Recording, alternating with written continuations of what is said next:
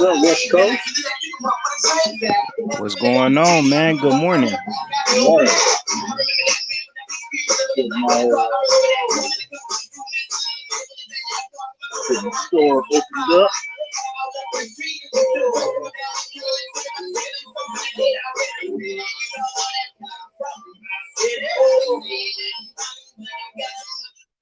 What's good, brother? What's up, James Keel? See James Keel up in the building. What up? Not much, man. Just got me a fresh cup of coffee. Oh, here you go. You settling in, huh? Yes, indeed. Yes, indeed. What about you, man? You got you some breakfast? My breakfast is actually on the way. My coworker actually remembered he owes me a breakfast, so he's bringing me breakfast on the way back. So I just got me a donut and some apple juice first, but he bring exactly what I ordered. I'm gonna be happy as a pig and shit in a minute. Perfect, man. Perfect. You know, gotta get that breakfast in. Gotta stay healthy out here, man. Yeah, gotta keep that energy up. Yes, keep indeed. Good spirits flowing. That's for sure. I know that's right, man. Shoot. So I hollered at the Selden of this shit to see if he could pop on for a minute. Oh, okay. He wasn't too busy because I fell asleep last night before I actually emailed him. So I hit him this morning like, oh shit. I don't remember if I did it or not, but fuck it, let me just send him an email and let him know. And I didn't have no contact with Dead Set, so I'm hoping he actually pops in here at some point if he's around. He's lurking. Because he just started reading the series. He finally sat down and he finally sat down and started reading the series, and he got into it. I said, "Told you, motherfucker! I told you, told you." Yeah, it's definitely a sleeper cell, man. Like it's like you. Well, I didn't go in with any expectations, but like once the ball starts rolling, it's just like it just captures you, man. In my opinion, it does. That's the last two books. I got through the last two books. Foundation and Empire, then Second Foundation, in like a day or so. Like, just 2 days. I got through those in a day apiece. I was like, God damn, dude, this is too fucking good. I need the next. Called my crack dealer and like, look, I need another bump. I need another bump, man. I need a hit. I need a hit. I got too many ideas flowing. I need a hit on that. Yeah, and especially, I mean, with Foundation and Empire, the way that it ended, it's like you have to go into the Second Foundation. The way that it kind of just, it's just like, wait, this is where it ends. It's dude, like, wait. I told my supervisor the ending because the ending to me is a fucking joke. It's funny as hell, right? It's fucking hilarious. It's like the best way to leave it, right? I told him that little piece. He wanted to read the whole book just because of that one little piece. Wow. Like, he said, send that to me. I gotta read that. I said, yeah, it's a whole book.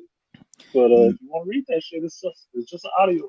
I'll pass it off to you. Like, converts are welcome. I said, but Indeed, please, man, please. It needs a lot more light and a lot more attention, man, especially with the themes that they tackle. mhm.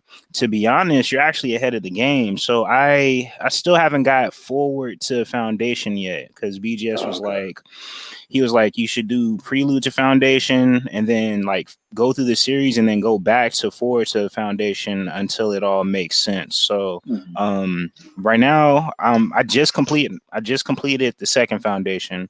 Okay. But I'm Okay. not So sure we're in if the I same should go. spot. Yeah, so I don't know if I should go back to forward to Foundation before going to Foundation's Edge, just because. Well, I don't know what to Uh, expect on Foundation's Edge yet. I I don't would know. say I haven't read Foundation's Edge, so I can't say on that part. I will Mm, say Forward Foundation should follow Prelude and then go right into Foundation because it makes more sense when they're talking about certain things. It makes more sense. You know exactly where it's coming from. Yeah, It's like chronologically within the book time, it makes perfect sense. But if you go in release order, you'll get the prelude. You get the two prelude books way at the end after you've read through everything else. And so you'll have to go back and you'll be going back retrospectively and finding out who Harry Seldon is, more about him, and what led up to the first foundation being created. right. So I think that before I go to Foundation's Edge, I want to get forward to Foundation first knocked out because like I did the prelude to Foundation and that's actually what captivated me. And so Hmm. there's a huge like knowledge gap that's missing in my story like arc that I'm tracking up to second Foundation. So I'm aware of Trantor, I'm aware of the basically the empire and what it used to be when Selden first got there and Hmm. like I stopped at Prelude to Foundation when basically Selden is interrogating slash questioning Cheddar Humming on whether or not he's a robot or not. And so the way Hmm. that it ended was like, yeah, I think that you're the robot that Mother Ritta was talking about, and you're the Hmm. same robot that the and what was it? Not Doll, but Mycogen. It's like you're the Hmm. other robot that they're talking about on Mycogen that basically betrayed the people of Mycogen to help the Right. humans. The So Michael that Genius, yeah. exact dude. So you can See? make jokes for days on that, man. Oh I'm my like, God. That dude, shit is funny as fuck. walking around with nothing but sporting wave caps and just like all Skin tucked capped. skin caps, you know. It's like as soon But as you get to go ahead.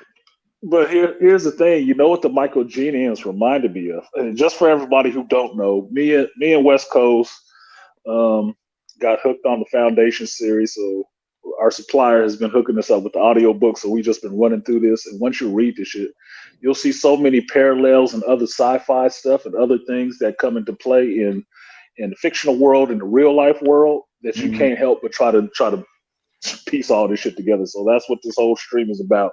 It's just me and West Coast being able to sit down and talk to somebody else who's read this shit. Facts, Because facts. you can't sit on this, dude. You can't sit on this. Once you read this shit, you got to talk about this shit because it's too many parallels in there. Nah, So yeah. the part that you're talking about, when I think of the Mycogenians, it's two things that came up. The first thing that came up is they remind me of the navigators in Doom. Hmm. The people who took the spice, and as they took so much of the spice, they end up turning into fucking mutated fucking bulbous head things. Before that, they're all people dressed in black with white faces and no hair on their heads. They're skinless fucking things. I'm like, these are. This reminds me of the Mycogenians. But then another sci-fi series reminds me of the Mycogenians is a Dark City, and all Okay. the people, all those aliens in Dark City, they were these skinless, bald head fucking dudes. I was like, that's fucking creepy as shit, dude.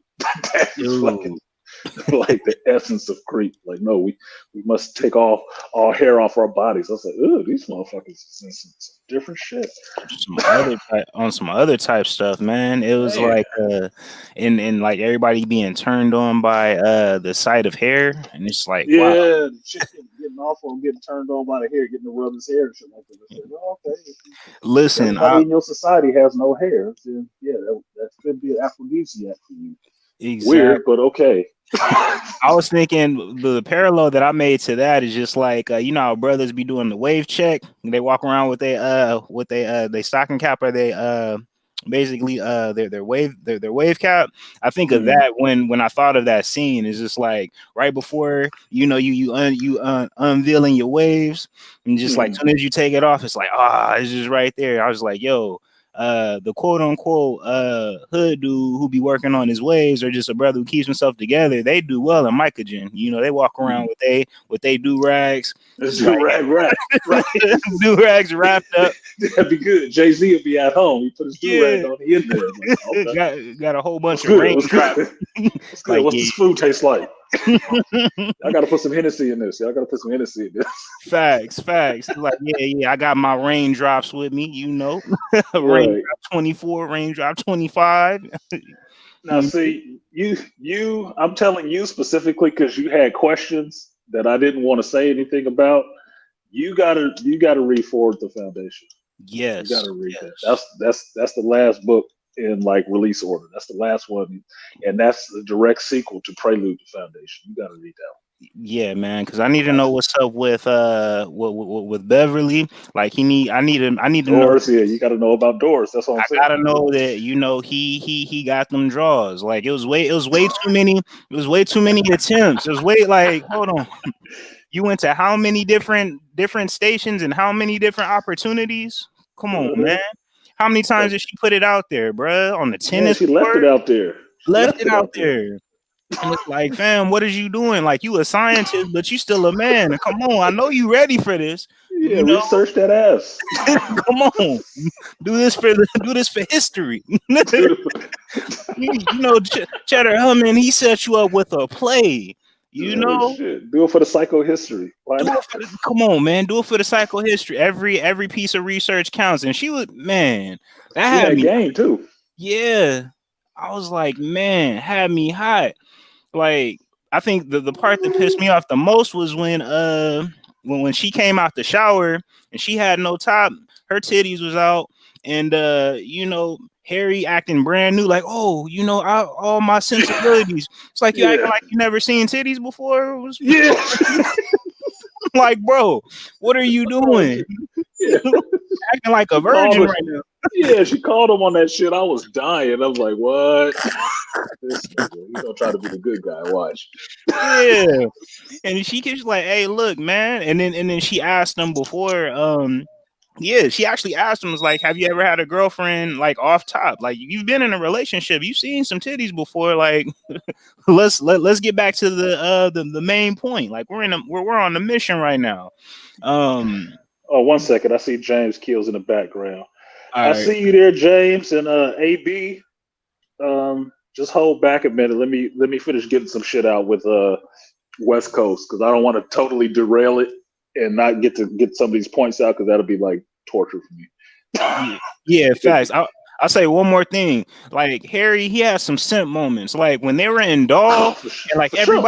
everybody's titties was out, and then she was like, and Harry's like, hey, so you know this is custom. You can let your titties hang, and like, bro, why would you even say? You just let it happen. Let it happen, boy. Shut up. You don't have to Shut speak on up. it. You talking your She's already talking about how she came from her culture and that was normal and it wasn't no big thing. So man, just let it be what it's gonna be. Shut the fuck up. facts. He Hand didn't on talk thigh enough at story. one moment and he talked too much at another moment. Like, God damn, Harry, fuck Facts. it. She's like damn, and then he had another moment when what's it called when she told the hand on thigh story. It was like, yeah, we were at a ball, and it was like, yeah, put your hand on my thigh under this dress, and Harry's like, oh, I would have put my hand on. Like, shut your ass up, man. Shut up. Silly. Go back to psycho history, boy. Yeah, see, Harry was funny to me because in the beginning of Prelude, Mm-hmm. you get that this is this character, right? It's like, okay, he's a scientist or whatever, but then you start slowly unveiling that this motherfucker actually knows some shit. He's not completely a dumbass, right? He's had a wife, he came from somewhere else. And my moment was when he first met Cheddar, and he's in that park, and then he gets accosted by them bullies. Like, oh, he's a twister. I'm like, oh, this motherfucker knows some shit. Yeah, I'm like, okay. he got hands. Yeah, Okay. he got handles. I was like, okay. Okay, I'm with this. The wrestling scientist. Okay, I get this. I'm fine Yeah. with this. Cheddar's Like like, he oh, don't back down. He talking that shit like shit. I'm from Helicon. I'm yeah, like, damn, he say that shit like it's the hood. Like, right, bro. I'm from Helicon, bro. You might want to get up out of here, Cheddar. You might want to yeah, get up out of here before it yeah, gets get out serious. of here, say yourself, because I ain't worried about these motherfuckers. Said you gonna get in my way. It's like, Right, okay. get my way. Flip the bench over, grab the dude thumbs, broke his thumbs. I was like, that's fucked up. He broke. Like that's I a knew hell of he a way broke to his go. shit. Yeah, Yeah. I knew he broke his shit. He said he broke his shit up. He You fucked up. like that's some scientist type shit. Like you get into a fade. It's like, all right, you go for the hand, you go for the face, you go for the jaw, a couple body shots. Like, no, I'm gonna break your thumbs. Like that's some scientific type shit to Man, do. Like that's some what is it? Guy Ritchie Sherlock Holmes shit. that. like I got hands, but I'm intelligent, so I'm a dismantle. nerds. Look at Sheldon himself in here. Come on, BGS talking that shit, Master Teacher. You the one started this shit. Yeah, he gonna fight. Nerds. Wait, it's funny because he calls himself the Force Ghost. It's like we really are opening up the vault, and it's like right before it's like right before we're ready to hear a word, he just pops up. He's like, yes. So you made it this far. Yeah, so you made it this far, but no further. No further. The probability of you being Sheldon was talking his shit in what was it? Foundation and Empire. He was talking his shit right before the mule like shut everything down. He was like, yeah, y'all feel all comfortable and shit, talking about, you have foundation on lock, but you not knowing that one, you off basis with the plan, and two, there's gonna be somebody that's gonna destroy you. You're like, impossible. It's like you basically you rested your laurels so much on the Selden plan that you actually didn't pay attention and you weren't engaged in it, and that's how you ended up dropping the ball. That's one of the things I like about this series. Even though, starting that prelude, you really get to like Harry. When you get to every book, it's other characters that just stand out. Like Haller Mallory or whatever his name was. Mallow, He's a dude, first he's trader. a man.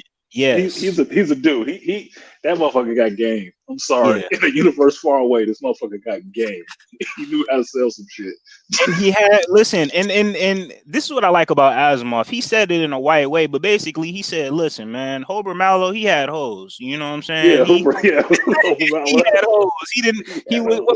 What did he say? How did he phrase it? He was like, oh, he was he had some there you go. He's like, he wasn't married, but he had mistresses, and he actually brought it up at the end. He was like I forgot the dude that was questioning him about how he ended up pulling it off. He was like, why are you asking all these questions? He was like, why are you asking these questions? Like, you want to know about my mistresses? You want to know about this? You want to know about that? And I was like, wait a second. Did he just bring up him like basically having hoes on the side while he was out here politicking? I was like, oh, Hober.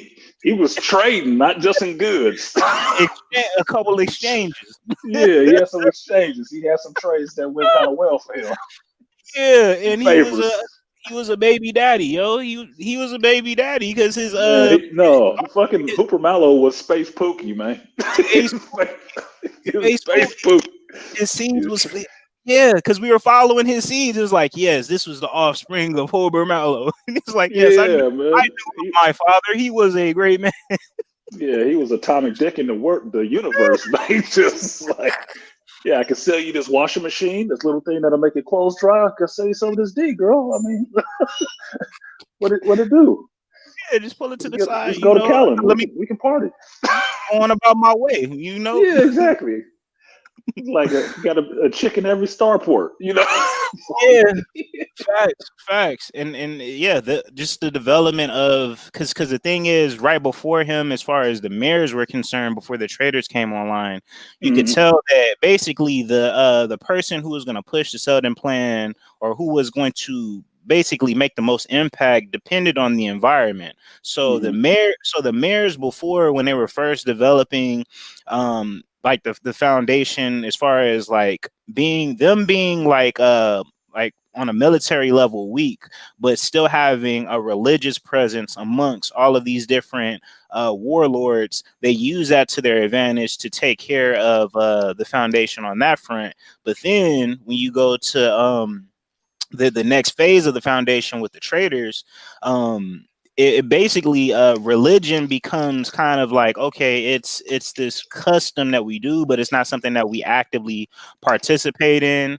Hmm. And then the traders like Hober Mallow is just like, yeah, I know that the guys is we believe in this like religion, but I'm just here to trade and use economy to basically continue the foundation moving forward. So it all depended on the environment they were in, and how the foundation could prove successful in, you know, continuing forward, you know, which is what I Right. found fascinating. It wasn't always like, oh yeah, I'm sticking to this cell. It reminded me of like JoJo's Bizarre Adventures, where it's like every Joseph Joestar has their own style of how they face their enemies. You know, Hmm. nobody is always this, you know, this, you know, straightforward, heroic knight type. You know, you may have one that's, you know, like that's a scandalous dude that may pull out the AK and shoot an enemy dead on sight. But then you may have another one that doesn't use violence and uses like their mind only to actually become successful, which is what for me I found the most fascinating and I found interesting with each book. Is just like every character, like you said, has their own, you know, ethos, you know. Right. Every character has his own ethos. Every character has his own reasons for doing what he's doing, and every character has his own understanding of how the plan has to change. That was the thing I liked all the way through it. Even reading the preludes, going through the two preludes, you see what Selden was trying to set up. You get the Hmm. foundation and stuff, you see how it's going forward. It's like, okay, it's cool, right? You get the foundation of Empire, now you see how it has to change. The plan has to change, and how people have the tendency of human nature to get locked into place on one thing, and how somebody had to actually step up and force that change to get it to go a completely different way. But then you get to see the span of history that happens afterwards. They don't even remember where that change happened. They even doubt the change even happened. Like, oh, he couldn't have been that great. Hmm. You know, no, it wasn't that big of a deal. People went along with him. Like, no, motherfucker, I read that story. They was not going along with him. He had to do Fact. some hell of a maneuvering to get you to the point you went from dealing with the encyclopedias to dealing with these people of the Selden religion to now dealing with these traders to Yeah. get to the next thing. It's like, no, it took some work, motherfucker. People was in jeopardy of their lives. You read about it in the history book now, but it was some serious shit back in that day they was doing. Fact. That's also another parallel, is that you notice that every, depending on what station that you're at, the current environment or the story that you're in, they always refer to the past histories as this romanticized idea Mm-hmm. of how everything just Always. went so smoothly. And I'm like, yo, Mm-hmm. we can Always. make those parallels even today with a lot of the arguments that we hear in this sector about Yeah. how it's like, oh, everything was just all perfect back in your day, and like, you know, people making claims about, you know, Jim Crow and how they want the old races back, and it's like, Oh, family, don't even talk. Don't even talk like about that shit. fam, like listen, listen Like, again. don't even. Let's put things in perspective, because I'm pretty sure that Argent, like at least for the millennials, like the generation that precedes us, it'll be the same way. It's like, oh, y'all had it perfect. Y'all had boom, boom, Yeah. boom, boom, boom, boom, boom. It's just like that's sort of like the curse, quote unquote, of Mm-hmm. being human, is you're only as good as what you see. And so Mm-hmm. you're basically a slave to your environment, or you're dependent on your environment, and it takes training to have forethought or even look at things retroactively to put things within context. And Um, that's it. It's the problem of hubris. Hubris to yeah. believe that everything was easier before you got here, that you are a prisoner of the time that you were born in, unless you do something to actually understand that the thing that come before you weren't easier. You actually have it easier than they had it. You Hmm. know, not to disparage people who are older and stuff like that, because you think, oh, they had it easy. They ain't got to deal with this stuff we dealing with. Look, they thought the same thing at your damn age, and they know Facts. better. They know better. You still don't yet. You know that all of this stuff builds on itself. You are always a prisoner of the time that you were born into. So you have to actually expand your mind in the sense to understand that what you do now matters for the people that come after you, and what's behind you matters. That's the whole reason your ass is here. Yep. It wasn't. It Yep. wasn't gravy. It was not fucking gravy. Don't believe it was fucking gravy times. It was. Fact. It took a lot of work to get your ass here to keep this shit still running for you to be here, thinking that none of this shit actually mattered, and it didn't. It didn't actually work, and nobody did shit before you got here. Like Big. to me, that's hella hubris. Like, please. And you can see it throughout the book. Like before I jump to the mule, because that's a whole discussion. Oh, that motherfucker, boy. I wanna comment on that one general. It was in Foundation and Empire. I forgot his name. It was a colonel that basically Pritchard? flew up. Wait, what's his name? Pritchard? No, not Pritchard. He was the one who ended up getting his mind he got fucked up. Yeah, That's even that. Yeah, he got violated. I'm not gonna lie. He was grossly violated, dude. Even the mule, man. Matter of fact, gonna put a pin in that one too. I'm talking about Rios. That's his name, Rios. Yeah. General Rios. General Rios. He's a perfect example of somebody who's stuck in like basically a slave to his environment. When he went out and he started hearing about the Selden plan and hearing about how the empire was falling. I'm sorry, how the empire is decaying. That was what was stated. And he was like, the empire isn't decaying. Look at all these things. We're so powerful here. And it's just like, yo, so because you have been living in the heart of the actual empire, you don't see that the fingers of the empire are decaying and that basically each limb, like this is a systemic thing. And that's also another connection that I noticed too, as far as when we have these conversations, especially on panels, when people are making these points about, yeah, things aren't as bad as what they are, or whatever point that they're trying to make, they never look at the bigger picture. And I think that that's a big point of contention when these discussions happen, is that somebody can talk about something in the big picture, but because if somebody isn't trained in knowing how the big picture works, all they will focus on is what they currently see in their present state. So if we say like, yeah, brothers are going through this wholesale, but if somebody lives in one particular region and hasn't studied it and doesn't know how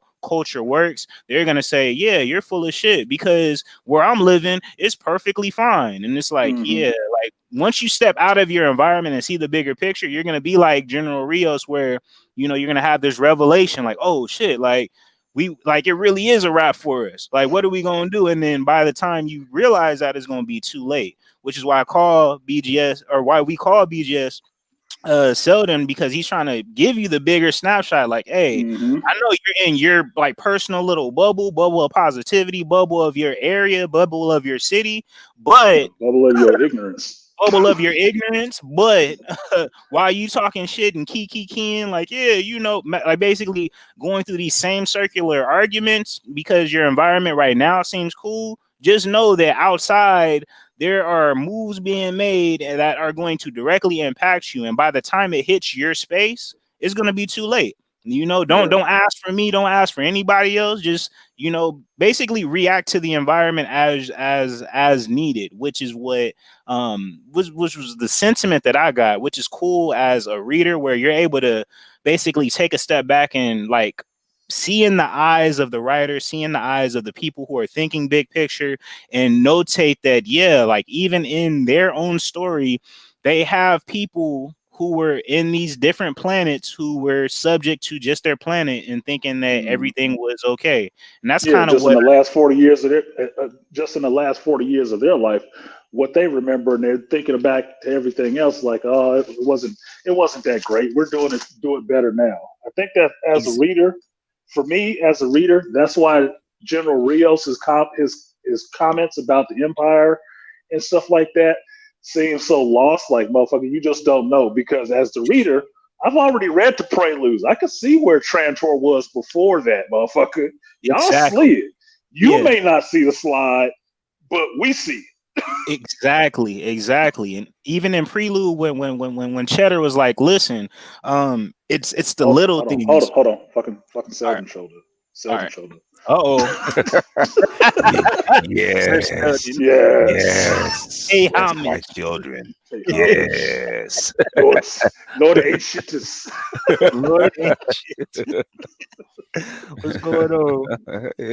Yeah, you That's the thing is, but you guys were prepared before you even listened to this stuff. So now you're starting to see the same thing that he saw, how things are, how things are actually put together, how society is actually put together, or civilization is actually put Exactly. together, and and also how it breaks apart. Mm-hmm. So Yeah. you know, so all these things start to make sense.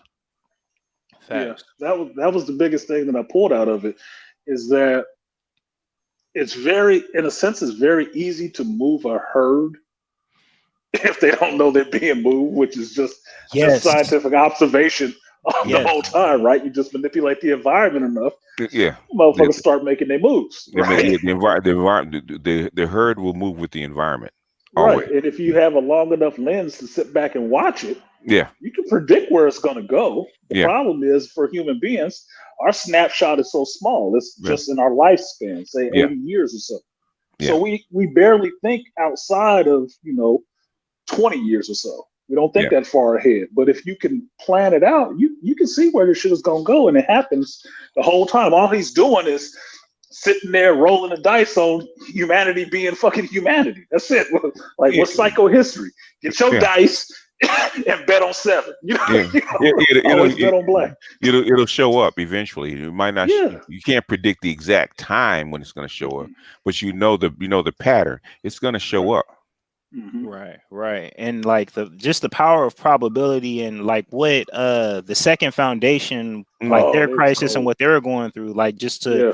touch on your point, Mhm. Artisan, like because the first foundation knew that there was a second foundation that Mhm. threw the whole trajectory off as far as the development of what Sheldon wanted. And so they had to rectify it or at least get it to a place where they're back on track. And so Right. Get the that train back story on in the its tracks. that story That within was itself, bruh. that was genius. I love that shit. I love Mhm. it. That's mental gamesmanship. That's all that shit was mental gamesmanship. Yeah, Like they and were playing the mental game and they were playing the long game, Mhm. and it was moves within counter moves. It's like watching. Excuse me. It's like reading a spy novel. Mhm. Everybody is doing something up front, but there's more than two or three moves happening behind the scenes that you don't Mhm. see. You If you don't don't see see, it you don't see it. because Yeah, that's the mental game. which gets people like what you guys are going to become and what I already am. Will get you guys in trouble because you'll see the Yeah, move. yeah. It you gets me in know, trouble now, BG. What the fuck you talking about? So what? What are you in I said trouble that for gets now? me in trouble now. You think I try to shut up so much? Like Okay. I'm trying not to Yeah. get in so much trouble. said Yeah. I'm You, like you, me. see, you see the move and then somebody will recognize, oh, he saw the move. Wait a minute. Yeah. Okay. Okay. Like, okay. Okay. Wait, what did he say? Oh, or he can screw some, if this gets going on, he's going to screw some stuff up. So Yeah. Right, you need to right. tell him to shut the fuck up We, before you. Right. you turn into that's what happens when a watcher turns into an active participant, Yeah. basically Yeah. like a mule. It's like, wait a second, we didn't account for this. This wasn't Yeah. in the Yeah. equation. Yeah. Yeah. What are you So doing? Yeah. exactly, because although individuals typically don't impact a large scale plan, if it gets out, big enough, that will move the needle. So Well, When can a grain of sand tilt the balance, it's in tilt your the scale? eyeball. If you get a perfect, there's at some point when you're shifting, that you get a perfect balance point, right? mhm. Hmm. Where one grain of sand can actually tilt the whole Right. balance of the Throw equation. it all out of whack. So they're all out of whack. Man, But the That thing one is that degree. just that one tiny little grain of sand. So one individual, if it comes up at the right place at the right time with the right information, can throw the whole civilization out of whack. Yeah, the yeah, mule was doing that shit too. He Yeah, was, and like they were saying, it was the individual that he couldn't account for right. in the Selden plan, but that motherfucker was taking everything to the brink, and he was just pissy. Yeah, he was he was a no He was lonely. he was a he was true force loneliness. He For was a lonely. failed blue pill. He was a failed blue pill because he did the one thing that could have made him successful. And shout out to the Second Foundation and being like transparent. It was like, yeah, like this can go either way. Like as they were talking, it's like, yeah, this can go either way. This can literally collapse at any moment. So Mhm. every move that we make is Mhm. critical. But once they identify, like, oh, so yeah, your weakness is you just want to be accepted because you didn't you didn't put umbrella Well, control. guess who he modeled the mule after? Who? Adolf Hitler. Wow. You didn't see That that? would No. not until you just fucking said that shit. I was wrapped up in the story. I didn't even extrapolate. I read that one, went through that one so quick. I didn't start extrapolating that shit out to the real world. Like, who is these people in the real world? The mule to control people not by thoughts, Mental but by emotion. influence, Yes. Emotional influence, right? Oh Yeah. my What did god! Adolf Hitler control people by? Emotional Yep. influence. The fiery speeches. Wow. And he just hit at the right time, a downtrodden people, and he hit them with emotion instead of logic and reason. Yep. Wow. And Calgan is that was the perfect, like, okay, now I see where you're going with that. Mhm. That's wow. Mm-hmm. Yeah, that makes perfect. Yeah, That's why the I forget who the guy's name was because I haven't read it in such a long time. That's how come when he didn't take him out of circulation. He just adjusted him so he would be helpful instead of harmful. Yes. Because he's already there, so he can be an asset if you could adjust him. Right. And the You thing, talking about the first speaker, or are you talking about Pritchard? It might have been. I think was it Pritchard? it was the first. It was the first speaker. Okay. Yeah, first speaker. Kind of fucked him up. He couldn't use his ability, but he was just out there. They didn't kill him. Yeah. Just left him out there to be who he's gonna be. Yeah, but the thing is, be happy.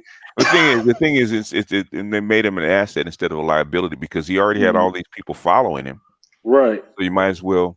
Instead, if you killed him, it'll make it worse because he'd make him a martyr. But he said because when he adjusted him, when he got control of him, he adjusted him to a point. Said now he won't be destructive. He won't be a problem anymore. He won't be destructive. So they adjusted him and then let him back out into the wild. And he basically he died, but thinking he died without ruining the plan.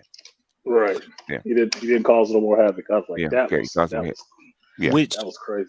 Which is what I find fascinating. I'm gonna put a quick sidebar on this, and I hope this doesn't get your channel in trouble, Artisan. But I was watching that Craig Hewlett interview that was posted, and he mentioned something about how all these conspiracy theories about the New World Order being out here and how it's gonna come online is like, that we're like, it basically is already here, and that they're allowing you to talk about how it's coming online to basically keep the plan going. Because as long as you're chasing your tail and you don't know that it's already here, then you basically become a non-factor, and that's kind of the go ahead. It's already here. Exactly. Except China and the United States are fighting over it. It's already here. Right. And China's not trying to destroy it; they're trying to take it over. Exactly. And so they want their hand at the controls. Yeah. And so they want their turn. Yeah. Go ahead. And so that's what I got. That's what I got out of the second foundation is like, look, we're literally just trying to construct an environment so then you can go on about your business because you'll end up destroying yourself. So like a lot of the folks, and again, this is it brings up a lot of questions as far as how our society is structured and who the proverbial second foundation is. And when people of the second foundation identify people who may know who they are, them making provisions to make sure that you don't basically be that grain of sand that tilts it the other way. You keep your ass going in the opposite direction. Like, no, don't go over there. Don't go over there. Yeah, exactly. That was the genius of their plan, which was I'm not trying to spoil the book because I do want people to read that shit, but that was the genius of their plan of actually getting in there and actually being a silent hand of influence to help the other foundation, not to hurt them, but to actually help these motherfuckers. Yeah. And it works better. Like it's not a secret if everybody knows you're there. You can't everybody be yelling in the Illuminati and think, oh, well, they're a fictional group. They let you know, motherfucker, because it works better if you don't know. And they have to communicate with each other. So exactly. Yeah, but the thing is that unless you're inside and unless you really study the stuff that they do, which is something Craig Hewlett taught me, you have to study power. Right. And if you study it long enough, then you get to uh, get inside their head and know what they're playing.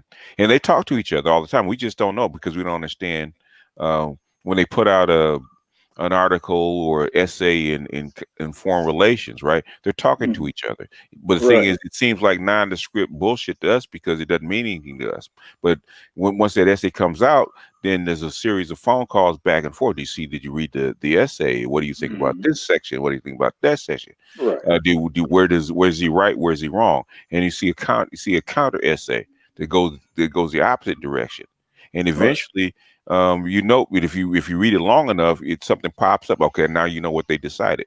So then you go back and read exactly what the essay is and the responses to it, and then you get an idea. Okay, this is what they're gonna formulate their plans out of. Right. It's like coded language right in front of your face. Right in front of your face. Yeah. It went through that in the second foundation. How little girl was talking about. He had the little dude sneak into her dad's house. I think it's his doll's house. Yeah, Arky. She's telling him she's breaking it down to him. If you're really trying to do something secret, you don't come through a window. You just meet out in public. Mm-hmm. So then you establish a rapport of people seeing you there with them, so nobody even questions it anymore. Mm-hmm. That's basically what you're doing. The paper is the meeting in public. Everybody sees that shit, so nobody pays any attention to it because what do we talk about in the YouTube space? Most motherfuckers don't read. They're not reading through all this paperwork. No. So they're not seeing the coded language right there in front of you. It's the communication. If you read the shit, you would probably see it. I was going to say, so you don't have somebody that's read it long enough to break it down, break it down to its essence, then most people will not understand. Like if I didn't break some of this stuff down, you guys wouldn't understand this stuff. No. We'd be picking through it with fucking chopsticks. Yeah. For another 20, 30 years trying to figure it out. Well, eventually the pattern will by the time the pattern is, you can actually see the pattern, it's too late. It's already established. Right. And that was the cool thing about I think it was Arcady's dad. I forgot his name, but he was actually the one in at least when I ended the second foundation, he still had skepticism on whether or not he was being played or not. Like because it's such a mind game where it's just like, all right, like especially when what was it, Homier Mung and everybody else came back after the war had concluded, and he was like, and everybody basically popped in. I know where the second foundation is. It's here. No, I know where the second foundation is. It's here. It's like, see, this is where y'all all are wrong. I know where the second foundation is. Like, y'all. Right. I was thinking that shit too. I was like, damn, is it on their planet? Did they not discover the whole planet? I thought it was a small planet. What the? I'm sitting there thinking about it myself. Like, maybe I was altered. But what does that remind you of though, Artisan? When we're in this sector and everybody talk about, I know the solution. I know that. No, see, the real problem is this is what it actually. It's like, fam, you causing nothing but confusion. Yeah, we need to check all y'all encephalographs and look for that alteration plane, that plateau. Right. That memory plateau. But it's like when been altered. Bro, that second foundation was so slick because he was so close. He was so close to actually breaking the code. But once you realize that was already accounted for, that he would be smart enough to break through their plan and find this 50 few of the second foundation. And then when he was with Arcady, he was like, wait, how did you know that, this was the second foundation? He was like, I don't know. It just came to me. And it's just like, wait, to be continued. It's like, well, no, they told you how it came to her. You know how it came to her, right? No, we know. I'm putting myself in Arcady's dad's shoes. I know that we know. Yeah. But I'm saying like they planned that deep, where it's just like, Arcady was born here and we already accounted for it because the mule was already here. And we took 15 years in advance. Exactly. I'm just like, wow, that is talk about the long game. Yes. Long game. If you know the pattern, you just wait for the pieces to drop in and show up. Okay. Yeah. Okay. We've been expecting you. Right. Thanks. It's like I felt a type of way. I'm not gonna lie, when Arcady got Homier caught up. Like Yeah, when that's she's fucked up. like, why are you dropping dimes? This is not a Right. part of the plan. you Well, that's the same snitching thing right I now. said. She got there with the royal consort. And she just starts saying shit like this motherfucker should have been on this mission. She got loose lips. Get her out of here. Get her out of here. So what you doing? Like, Immediately, because at first I was like, okay, like maybe I gave her the benefit of the doubt. I was like, okay, maybe she's on to something where she got something slick behind her back, and you realize that she's just going off of this quote unquote pattern that she's seen off of movies and like how the superheroes would have did it when they were stuck that's in a exactly jam. what I was saying. It's like this Dumb mother. this book reading little chick, she gonna fuck up everything just trying to follow a script in the book. Oh my god, Man, living out a fantasy right now. Yeah, You got lives at stake. she got so much confusion running around in her goddamn head. I said, ain't none of this shit real. She just hallucinate because she want to be in one of these novels. It's like, oh god. She want her own foundational novel. She said, I am Selden. Yeah, I was about to say, I'm about to hate this character. I can see this right now. Like, yeah, I was frustrated. I'm not gonna lie, I was frustrated. I'm like, you're a problem. You're a problem. Because I said that earlier on in the book to myself. I said, don't make her the whole linchpin that turned this shit around. Don't make her a linchpin. And then get to the end, I'm not even thinking about that shit. It's like, oh, well, she really had no choice, did she? Mm-hmm. She was a tool. Yeah, they were all. That's the crazy thing. They were all tools. Like everybody, and this is what I like about it is because this was a mind game. Everybody was basically in analysis paralysis, even down to Arcady. Like she bought the ticket. Right. It was a whole section. She was like, basically she bought the ticket and she was there on stuck. Like, wait, if I go back here, then that means this. But if I go back here, this means this. But what am I supposed to? And then you could just see her like her whole demeanor just crumbling, and then somebody behind her like, hey, buy your ticket. That her the hell up. Right. And then she gets hemmed up. She's like, oh no, you're an enemy. And you start becoming like this paranoid, you become this paranoid character where you're not even able to make a sound decision. Like that, that type of stuff is dope. Because it's a child. It's just a child. Nah, Arcady's dad. Arcady's dad went through the same. No, I'm saying her dad went through the same thing a little bit at the end when he asked that question. And the thing is, there are enough loose ends that were wrapped up to basically let him leave that idea alone. Because the thing is, like the first speaker says, there's never there as long as there's more than a zero possibility, that is a possibility that you have to account for. Right. It's still a possibility. And so it's like never say never. And that's what I liked about the Second Foundation and how they spoke with each other as far as probability was concerned. Like they never just, had a type of bias. Nothing can be zero. Yeah, nothing can be zero. It's like everything has to be accounted for. And your work isn't bigger than the actual bigger plan. So come with your information, talking with the eggheads, right? It's like come with your information so that it can be dissected. Talk to me about the mathematics. Yeah. Right. That's funny because all the PhDs, man, they laugh when I call them eggheads. I know they laugh. That Dan Wise says, "Let me consult with the other eggheads." Maintain low tones. And it's cool. They don't even. It's to a point where they don't even talk in actual language because there's so much wastefulness in it. As far as more mathematical. Right. Yeah. And That's what your AIs are doing right now. Yeah. Dang. Which is why I hate the way they talk millennials, because they taught millennials to speak in narratives instead of facts. And this is true. And so do you ask them a question, that's going to have to give you a 15-minute answer. Right. Yeah. You got to give them a narrative. Yeah, because they get frustrated when you don't want to listen to the narrative. I said, dude, you can answer that in 2 words. So why you give me a narrative? Said, I got this epilogue for you. No. Give me the cliff note. Like yes or no. I said, no, I gotta give you the prelude so you understand where I'm coming from in the context that I'm coming from. So then when I give you the information, you can understand where I'm going with it. So then when I get to where I'm going. Yeah. I love the famous BGS quote. That was a yes or no question.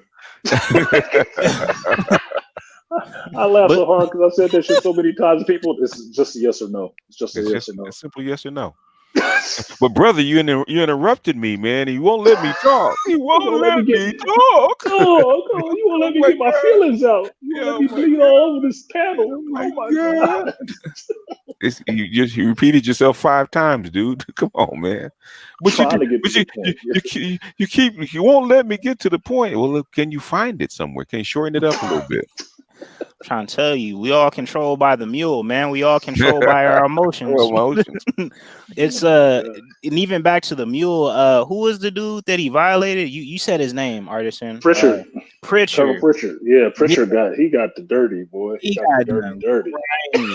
But even the mule knew that he did him grimy, because he was like, "Yeah, Pritchard, I'm not gonna free you from your what's it called, from your lift that I have over you." And he's like, "Well, why, mule? Like, I love you. Like, ever since, like, I know that we were enemies at one point in time, but you know, I can't recall those moments." He was like, "No, but I do." And it's like behind that, like behind that is rage. And if I release you, it'll come back to you. Yeah. Which is why the first speaker could actually capture the mule, because Pritchard was on the other side, and basically the mule couldn't contain Pritchard's rage and keep the first speaker out at the same time. Yeah, that was clever. That was a clever. The only time I've seen something like that, which is basically him writing about a psychic battle that's happening in your mind and giving you visually what's happening. And it was that other cat that was in the room that was actually, he couldn't overpower the mule. Yes. Right? Couldn't overpower the mule, but he freed Pritchard. Yeah. So Pritchard, in the moment that he's holding Pritchard and trying to fend off the mule, he can't defeat the mule, but he's letting him know, look, you can kill me, but Pritchard is gonna blast you. Yeah. Because if you take me down, you most assuredly are dead. Yeah, because to actually get to me, to actually defeat me, it will take all your energy. But things you'd have to release Pritchard, and Pritchard's rage was behind that wall. Yeah, you can only hold one person. Only one person at a time. So the thing is, Pritchard will surely kill you, because that rage behind him will destroy you. Because he knows what you did to him. He's got to sit in his mind, sitting back, listening to all this shit. He knows. Yeah, he knows. He's gonna be heated when he come out of it. He's gonna be heated. Like, he's gonna be pissed off to the highest level of festivity. Oh, there's not a level, dude. Yeah, it's like. Yeah, but as soon as he that very little inch where he slipped up and had to release some of that, release that wall, he got him. I got him. Yeah. Mm-hmm. Yeah. That whole scene reminded me of two things. One thing is I want to tell BGS is Octavia Butler's book, Pattern Master, Mind of My Mind. Okay. And Pattern Master, they're all telepaths. They're all telepaths. And they have battles like this that leaves like physical wounds on each other, like some scanner shit. And she describes these kind of battles like this going back and forth, and it's all mental. It's all a mental battlefield that they're going on. It's like, damn, that is fucking crazy. It's like, yep, sees you. As soon as you turned your attention away, I had you from the back door. Like, god damn, dude. Like, that's a defense for your ass. They just start piloting your body and shit after that. So at that point, I would love to have seen her character, Doro, with all his mental power, going up against the mule. Because I don't think the mule was driven on hatred outside of just straight up acceptance, but that motherfucker would be ruthless. He'd be going in. The mule wanted power. Yeah, he would go in. He would not quit. That motherfucker took too much glee in what he was doing. Yeah. Yeah, he had a vendetta for sure. For sure. He was serious about his shit. I took over a planet, then I got me an army. I got the army. I took over something else. I'm like, damn. Yeah, 5 years. This motherfucker got drive. Yeah. Well, the thing is the emotional support, because the decay of the original Galactic Empire left a lot of dismayed people. So emotionally, he went from planet to planet. I got a better path. Yep. Which is Hitler. Hitler went from country to country. He kept expanding and swaying people to his cause. I'm like, this motherfucker. Yeah, he might do it. How he ain't?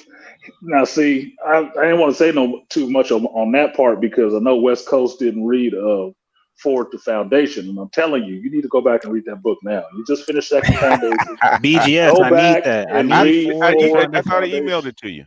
It was just the prelude, and then I got to Foundation. So I need that. I need that. I need the Forward. I thought I just emailed it to you. No, Foundation's Edge. That was Foundation's Edge that I got. Okay. But yeah, if I can get that Forward to Found, I'm a down. Don't trip.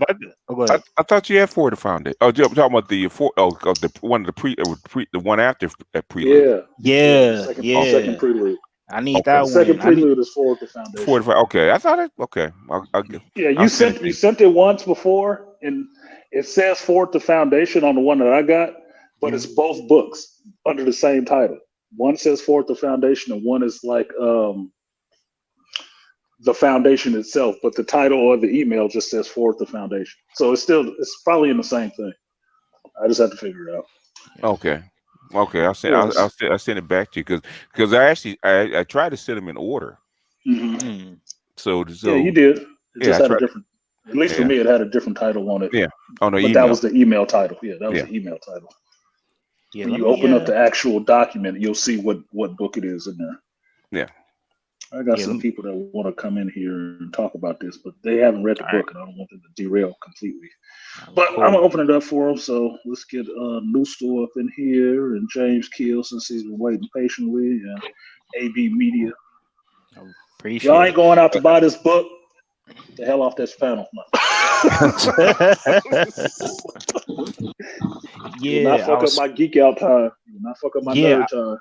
Yeah, like I said, hey, you guys got me wanting to go back and actually listen to them again, man, because I haven't done it in such a long time.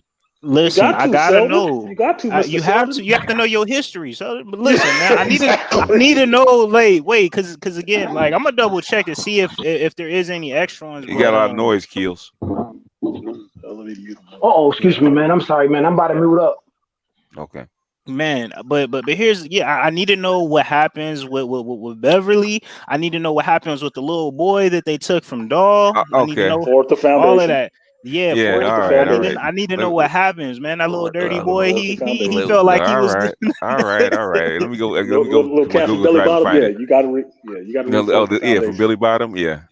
Gotta go. Yeah, we have to talk about. Wait, we haven't even talked about Billy Button. Because Dog, they did adopt him. He became like their child. Yeah. Man, I figured it was like a lightweight kidnapping. I'm not gonna lie. Like he kind of got caught up. It was low key kidnapped. It was low key. It was abduction. All right. What was it? What was his life be like if they hadn't taken him on? He'd be a poor little dirty boy. Little boy, floating out dog. I was like, where are your parents at? Oh, and I need to know what's up with the other little. Yeah, I need to know what's up with the other little boy that Sheldon said that he was going to give a scholarship to. The one that he ended up paying.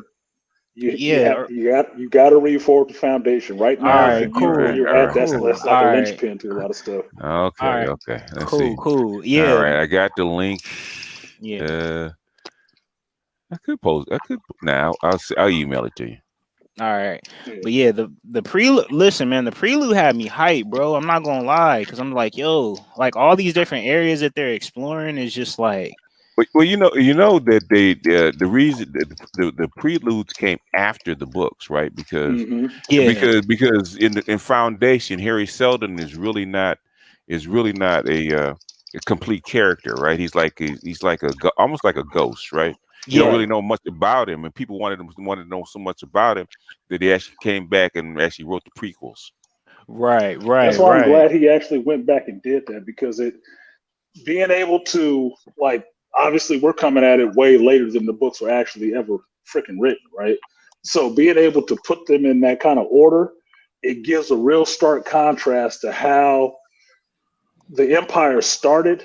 And just stopping at the second foundation of where it is in that span of like 300 or so years, everything that has happened, you can see how the shit really slid like on a bobsled. Like, God damn, they really think this is the height. They don't know where they come from. Like shit.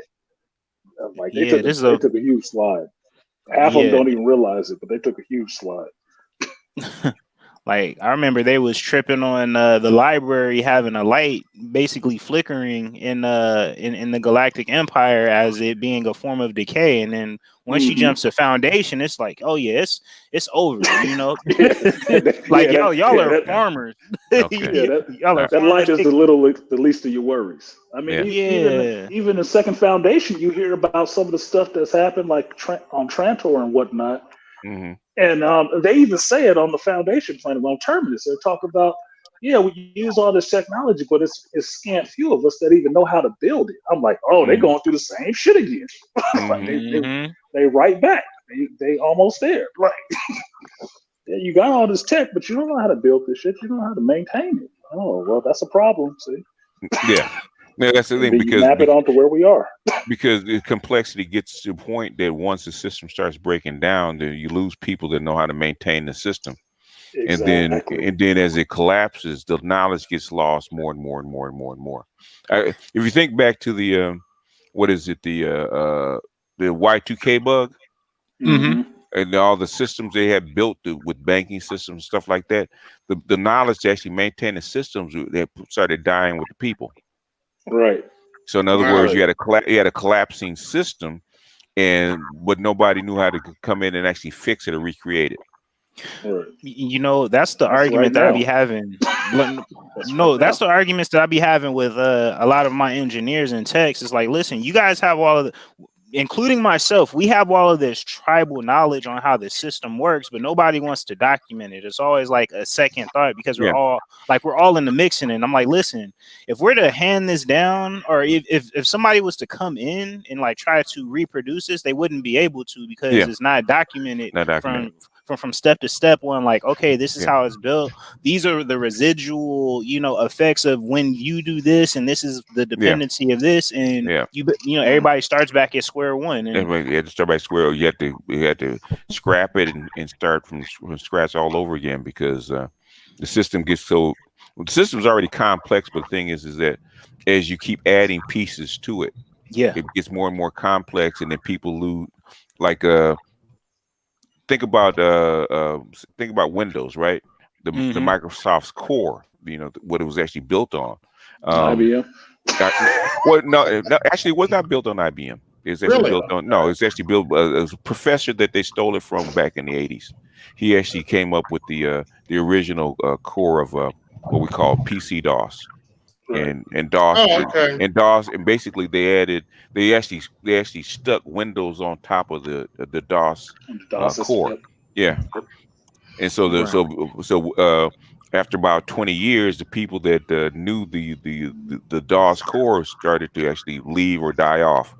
And so when something goes wrong, then they patch it up, but they really don't know how to fix it because the knowledge is lost. Because that knowledge is lost. That's why we have the command prompt now. Yeah. Well, the command prompt has always been there. Yeah, it's supposed to be. Well, so it's sort of DOS. It's not really DOS anymore. Even that is a almost like it's deprecated, but it's like how to say it's like a piece built on top of DOS. So in other words, it's not the original DOS prompt that you used to get to actually get into the kernel. God. Oh, I get what you're saying. You know what I'm talking about. It's like a program that actually talks to the DOS kernel, but it's not the DOS. When you used to get the original prompt, you're actually talking to the kernel itself. But now there's Windows on top of it. Now what you see is the command prompt you see now is not really talking to the DOS kernel. It's talking through a translation layer to the DOS kernel. Yeah, it's an interface. It's an interface now. Yeah, it's an interface. Wow. Okay, that makes sense. Okay. Because like even when you what's it called, when you open the BIOS or you hit the BIOS of the machine, you're interfacing. Yeah, you're talking via translation. You're not even talking to the actual kernel. No. You have to call it. So that makes sense. And to tie it back to society, right? Like understanding the fundamentals and foundation. No pun intended. If nobody is here to actually like have that knowledge and training on how to manage it, then once the everything that's layered on top of it starts collapsing, then it's a wrap. Yeah, especially if you have legacy. Well, you guys in program, you guys call it legacy code, right? Yeah. That's still there that you built on top of, right? Mm-hmm. And so when the people that knew the legacy code inside and out die off or stop working, then if something goes wrong with the legacy code, then you don't know how to fix it, and it can bring the whole system down. Yeah, they tell us to buy a new one. They tell us to buy a new one, literally. Which is the argument I was having with MGTOW Universe, right? When I used to say that they're turning programmers into script kiddies, because before, when I was coming up, I'm sure when Artisan was coming up too, because he's still, he was old enough to actually know. Programming was hard, man, because all that you had to go, you literally had to go to school and learn all these different, take all these different classes and get a degree in it because it was so difficult, right? Yep. And so, but as we, over the past, I would say over the past 20 years, 25 years, they've been simplifying and simplifying and simplifying and simplifying it. So they basically made programmer script kiddies because you don't really have to know math. No. You don't really have to have any kind of other kind of STEM science. Really, all you have to do is know how to. If you know a core of like 4 different languages, you pretty much are a programmer. Okay, back then it wasn't good enough. Simple. Yeah, they make it very simple. In other words, and they have so many libraries and other. Yeah, we got a ton of libraries now. We got a ton of libraries now. So basically, then they've simplified the libraries. Yeah, they have what's it called? Aliases. Like you just call aliases instead of like actually calling the command. And now it's gotten to a point where basically you replace all that shit with a GUI. Yeah. Well, see, to me, that's where the problem comes in, is that because things will eventually get more simplified, you lose that knowledge. And then the knowledge that is around is only left in people. And then when those people die off, you've lost that knowledge. You're forgetting a large swath of intelligence or information that you need just to run the shit that you have right now. Yeah, because a lot of these modules they call, because basically that's what they are. They're modules. The libraries, they've taken the libraries and made them GUI modules, and what you're doing is connecting a bunch of black boxes together to get an outcome, which is efficient. I'm not going to say that it's not. It's very efficient, and you actually get things up and running quickly. But the thing is, if something goes wrong inside one of those black box modules, like somebody digs in and it gets something like a security flaw or something like that, nobody knows how to dig into that module and fix it or correct it or make a patch for it.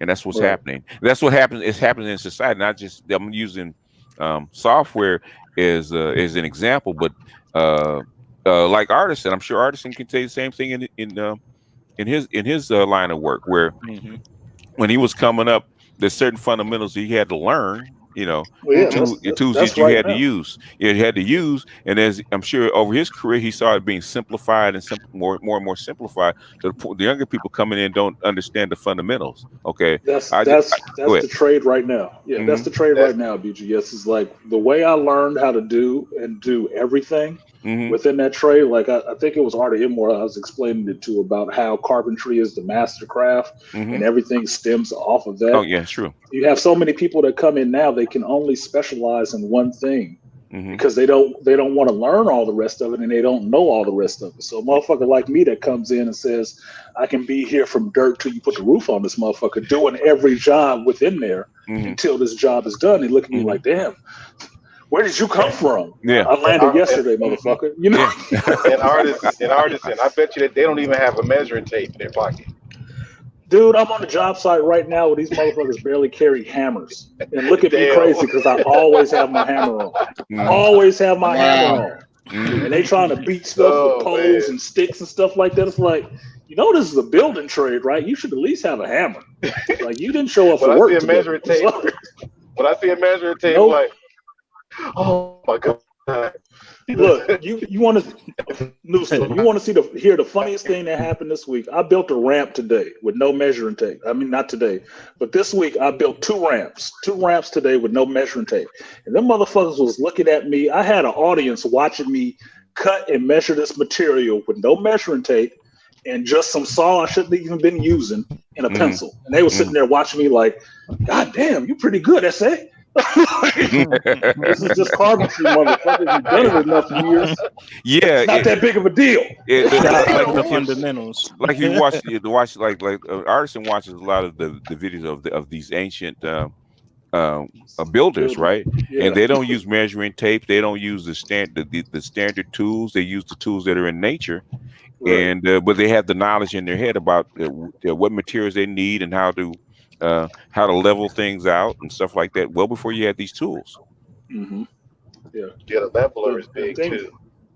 Yeah, the thing that we did this week, BGS, just Thursday when I was burnt out, we had this big ass. Fuck, this motherfucker got to be like 300-400 pound fucking heater that's going up on the 42nd floor for this patio barbecue bullshit. And they looking around trying to figure out how to get this thing off of here so we can break this pallet down and get it up the man lift. And I'm like, we just need 2 2x4s. So how long? About this long. We need 2 2x4s. We're gonna do this. We're gonna stick them in here and lift it up. We're gonna do a Pharaoh style. He said, "Oh yeah, that might work." I said, "Yeah, it's worked every other time too." We use these 2x4s and not these round pipes, so the motherfucker don't roll when we pick it up because it's square. They was looking at me like I had the cure for cancer. Like, wow. This is rudimentary shit. Like, that bugs me though. This is just problem solving on the fly. That's all it was. That bugs me. Just because they discovered it that at that time doesn't mean that you don't have experience. No. You know, that's what pisses me off. Like, dude, we did this stuff before. You just learned it today. Well, that's what I like to tell people. It's like, I remember old cats telling me this when I was younger. It's like, I forgot more than you know. Mm-hmm. And at a younger age, I took it as a fucking insult, right? Mm-hmm. It's not an insult. It's actually a truism. It's like, there's a lot of stuff that older people know that they've forgotten about. They don't even remember the shit till they have to do it again to remember, oh, that's right. I do it like this. And that's part of what it is, because half of this stuff, I'm telling you, a lot of these cats that I see, they are not impressive. They get paid a lot of money for being dumb as fuck. And it's like, I'm just shaking my head like, I should have been born some other color or something, because I'd be the king of these motherfuckers right now. God dang, I said, it's youth and vigor is wasted on the young, because they have all this energy and they dumb as fuck. They don't know really how to do anything. It is because I'll give you an example. Another example. We can even go into sports, right? Mm-hmm. Like they look at James Harden, right? And they think, well, James Harden is so fantastic, and wow, he's an innovator, and he does this and he does this and he does this. And I look at him and I said, hell, we were doing that in the pickup, back in the 70s when I was a kid. Okay, what James Harden did is I forget, was it one of the Boston Celtics did that back in the 50s and 60s, which I think it was Havlicek. Basically, because I know exactly what he does. I said he gets on the corner of the free throw line or a free throw line extended, and he picks a side because he can go either right or left. So you got to give him one way or the other. And whichever way you choose, you got 3 choices. You got to give him the jump shot, the 3-pointer, or you're going to have to tilt slanter on one side or the other. Since he can go with either hand and use a jump hook or whatever, and you don't have to jump high, just pick a spot on the board. I was doing that, man, at 15 years old. Pick a spot on the board. I said, and guys look like, oh man, this is so fantastic. Go back and look at the tape, man. But it's fun. But the good thing is you didn't try to sell the fouls, did you? They try to sell them fouls, man. They try to sell them fouls. Yeah, they did. Yeah. Foul. Oh yeah. Grab them, hook them. They hook their arms, all kinds of stuff, man. That's just added stuff. But the basics, because I was trying to tell it to my son, he doesn't listen. I said, if you look at him, just watch him. I said, watch him. That's why they emphasize using your left hand so much, and emphasize using a hook so much, because if I was trying to tell him, if you use the hook, you learn how to use that old fashioned hook and use the backboard. I said, you don't have to jump. Okay, you can pick a spot. And I was trying to explain to him exactly what he does. I said, pick a lane. Okay, pick a lane, and whatever lane what side he gives you, that's the side that you take. Hmm. So what I'm saying is, but that old knowledge is lost. But they think this is so fantastic because they don't. These kids don't do. They worry about the new stuff instead of going back to the fundamentals. You know, Yeah, we talked like, about this yesterday, me and Artisan. We were like, if you just knew half the stuff that you should have known back then, you winning. You winning. yeah, If you just knew half of it. yeah, Yeah, half of it. yeah. Basically, you know, if you want to get a good carpenter, you start them off with hand tools. No power tools for the first year. No power tools. Figure it out. I mean, if you The knew all first of it, you year, could die. you watch it.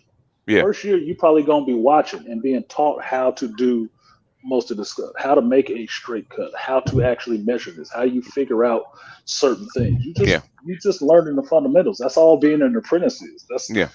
That's like 4 years of apprenticeship is partly doing and partly learning and watching, being under somebody who knows this shit, so they can teach it to you. Mm-hmm. And then you can pick up whatever skills that they have and what other tricks and trade they learn. Mm-hmm. You got a lot of dudes out here, like my buddy told me when I went to Atlanta and helped him on his houses. He's like, you got a lot of dudes out here don't know what you know, man. They only know the tricks. Yeah. So when they get into a jam, they can't backtrack their way out of it to figure out how to fix it because they never knew how to do it anyway. They only know the tricks. Yeah. Mm-hmm. Right. Like we only put duct tape on it. You know, you can just buy a new piece of pipe and put it in. We just gonna put some duct tape on it. Yeah. Duct tape on it.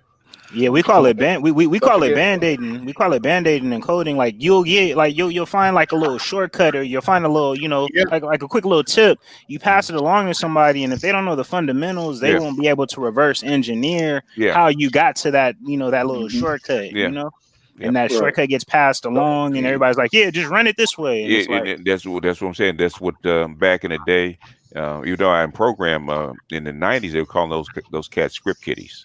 Somebody would pass you a tip or a script, and you didn't know how to actually reverse engineer how it actually works. You just you just use this and plug it in here, and plug these different what we call scripts together, and you get an effect. Right. Yeah, that's a big problem in web design right now. Some people use these libraries like a crutch. Yeah, it is. They don't even study how they're developed. I'll give you an example. There's a CSS library that everybody uses called Bootstrap. People use it like a crutch. Yeah. And what I actually do is actually use it, but I actually go into the CSS code and read it. Yeah. Put it in my own style sheet. And put my own twist on it. Yeah, but the thing is, you actually know how to program. Yeah, like understand the actual shout out to the fundamentals, man. Shout out to what you actually know. Shout out to the foundation. We're going in the opposite direction. If you don't know how to use the command line, you might be in trouble. Oh, really? Yes. They're going back. They're throwing back to the old style. Yeah, because it's very efficient when you try to generate files and stuff. Yeah. The command line is very efficient. If you don't know how to use it, you might be in trouble. Yeah, because you're getting closer to the metal. So the closer you get to the metal, the more efficient the program actually is. Because when you add libraries or you add modules come with bloat. Yes, they do. A lot of bloat. Yeah.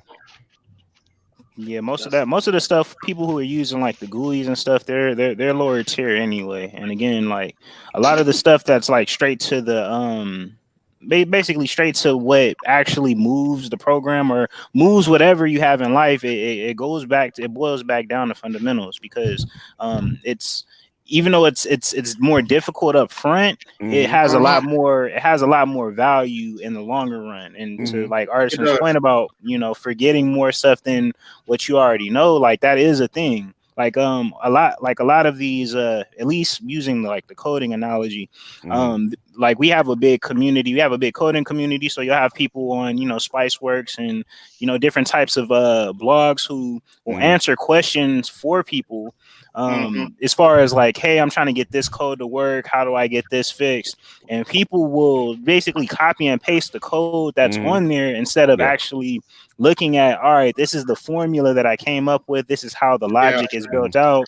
So then if you get in a jam that's similar to this, so basically, like once you get into a jam or situation like this, understanding the core concept, you'll get the concept, so then you can apply it in whatever, you know, circumstance that may deviate from the actual issue that you're dealing with now, which goes back to foundation, where if you don't get the foundation right, if you don't get the core concept right, then you know you're gonna be lost. Yeah, and that's what happened. That's what happened to the Galactic Empire. It got so complex that they basically turned the whole empire into script kiddies. Oh, wow. And so as people died out, the pieces started to fall apart. The gaps started to show up, and they couldn't fix it. Yeah, and they couldn't fix it. Yeah, one of the reasons I use man. You have people. Go ahead.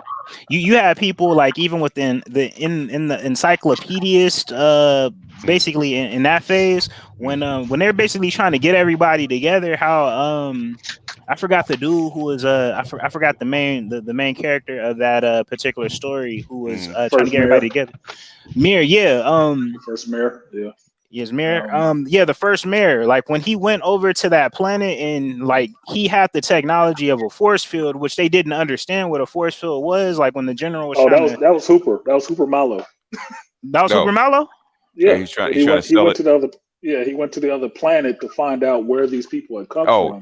Okay. And he sat down talking to that guy, and he had that personal force field on.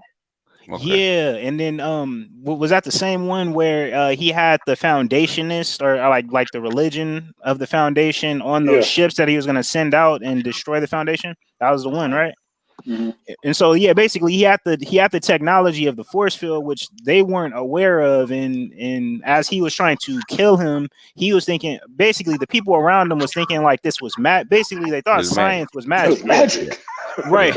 Going back to your main point of what we're talking about in real life scenarios, if you don't understand what the foundation or the fundamentals are, what you do around folks who don't have that knowledge is going to be considered as magic. Like, it's been more than one time where I've helped users with stuff that's just like, in my eyes, simple because it's like foundational information. They're like, "Oh, you're a wizard. You just make stuff work." And I'm just like, if you just click this button and you do this is how you solve your problem. And people that's how come people think the pyramids are built by aliens. Exactly. Right. Because the knowledge of how it was built, the techniques how it was built, died, and so now give black people credit. Well, that's part of it. No, but the thing is, we're talking about even people that are engineers that try to reverse engineer how the pyramids are actually built. They know it's actually built by people, but they can't figure it out. Like the how, because the knowledge is actually lost. The actual how. Right. And that's why they don't believe it. That's why they try to attribute it to aliens, because for them to look at it and understand that they can't reproduce that same kind of perfection right now. It must have been something greater than these people. It must have been something else. It can't just be these people. Yeah, because they don't have they didn't have all the tools and advancements so-called advancements that we have. So it's magic to them. Right. Yeah, that's when they lost out in that whole understanding of how the spirit works and how energy. That's possible. The thing is, no matter how they built it, right? Okay, what we're talking about is that when a society gets so complex and the knowledge lies in too few hands, okay, what happens is as those people die out, that knowledge is not passed on.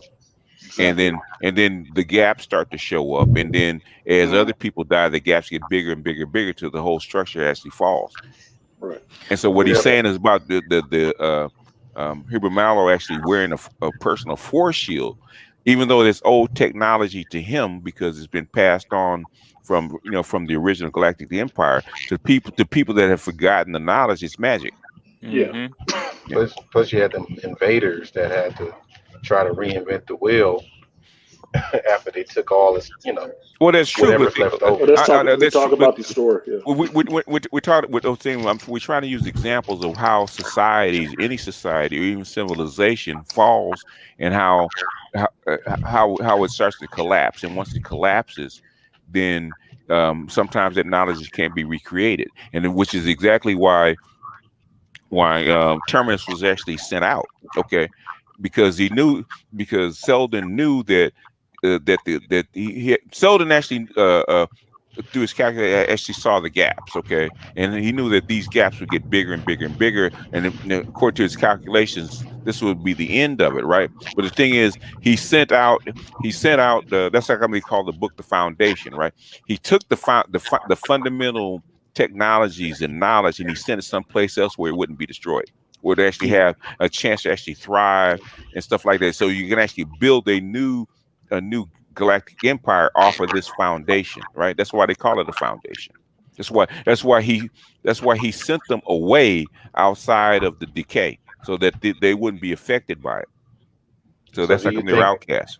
So do you think that in order to preserve, you have to go underground for a while? It is to preserve it. It would have to be separate from the society. And then Gaddis, this is just a theory that he had, which is built on actually knowledge that he attained because of the fall of the Roman Empire and other civilizations that fell. So the thing is that how do you keep this knowledge from these people from being affected by the decay that you see, with technology? How do you keep people from using it? How do you keep the young people from after you accept it and sticking to the fundamentals? It's very difficult. So it hit in Asimov's mind, it would be better to separate that knowledge away from the decay, so that when people actually went out and looked for it to try to rebuild the galactic civilization, that knowledge would be there, or will still be growing, because you have to get outside of it, because even Quigley says that new knowledge competes with old knowledge. And sometimes the newer trees and the new ideas can't bubble up because the old dinosaurs and the bigger trees blot out the sun and they can't grow. So to continue on the path, sometimes you have to give them a more fertile soil. Like a lot of old ideas that didn't grow up, a lot of fundamentals that are dying here. You go to China, they're using it. Yeah, don't it skip generations too? Like the bullet train, for example, right? Does it? No, it doesn't skip Okay, it doesn't skip generation. Generation after generation after generation, it will start to decay and die, because one generation learns from the previous generation. So basically, it's like making it's like making a copy of a copy of a copy of a copy. It's going to degrade over time, right? It's degradation over time. It's going to be degradation over time. So it's not going to skip generations, because the previous generation can only learn from what the new generation can only learn from previous generations. So they're going to learn decayed knowledge, and as you go down the line, it's going to keep decaying. Yeah, because when I was asking about skipping generation, usually you have a younger generation, that finds something that's new to them, but it's been put away for a long time. Matter of fact, it's been played out. But you have a younger generation that would say, "Wow, look what I just discovered," and all of a sudden it becomes popular again. It'll be popular, but it'll still be decayed knowledge, because the people that actually came up with the original idea and the fundamentals of how they came up with the idea are dead. Yeah, they're dead and gone already. They're dead and gone. So you'll still have decayed knowledge. Yeah, think of it this way, New School. Say 100% of the knowledge you have, you try to pour into your son, but your son is only going to retain, say, 75% of it. He takes that 75% and tries to pour it into his child. What did that child get? 100% of what you knew, or did he get 50% of what his dad knew? Oh, it's gonna be pieced up. Yeah. It's going to be pieced up. And then there's still going to be stuff that's missing because he only got the knowledge from you. So he only knows what you knew. You didn't know the rest Right. of everything Yeah. else. I guess probably my question wasn't placed properly. Mainly, like when you're taking something, because obviously you're not gonna get all of it from the past. Mhm. But when they get like a piece of something, don't they take that piece and grow from there, and then add more to it? It'll Go in a different direction. basically it'll have to be almost recreated from scratch. I mean, you'll have a little bit because you'll know that aware of it that it can be done. But the thing is, if it decays too far, then it becomes unknown. Like a lot of stuff that if it wasn't for books, a lot of stuff is unknown.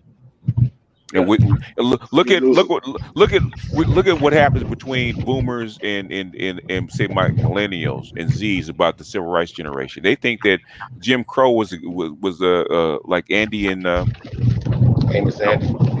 not Amos Andy, but like Mayberry. Okay, we were living in these great golden times, and black folks that took civil rights and basically it decayed the black folks to pound that down. We're not we're only a piece of what we Everybody were. was happy. And everybody was happy back then. Well, we took the white man's Kool-Aid and became unhappy, and that's what they believe. Black folk. Oh, go ahead. I'm sorry. No, go ahead. I was gonna say I never heard older black folks say the good old days. You won't. I hardly ever heard older black people say that. Usually white people say that. Yeah. Right. You won't because they lived through it. But but the younger folks with their decayed knowledge think that what they've been fed with propaganda is true. Yeah, the way that I see it, like especially from a millennial perspective, and looking at this book, it's like a big game of telephone, like the game you used to play as a kid, where you communicate one message to the next person, that gets to the next person, that gets to the next person.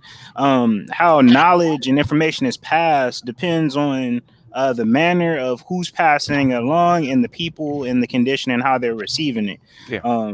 And then from there to your point, Arnusto, the information can be there or the idea can be there, but if there were things that the original creator of the idea had basically constructed that are missing, all of those pieces have to be recreated, and in that time there is a risk of basically we only have so much time on this planet in regards to just being here as a resource. So do you let the next generation pick up from where you left off in as much information and background information as possible, or is it more efficient for you to do it that way, or is it more efficient for the person who has that who gets the same idea that the person before had and basically try to take a crack at it in their own way? It's sort of like the way that Harry Seldon in the beginning of Prelude to Foundation was like, how do I come up with a model of psychohistory when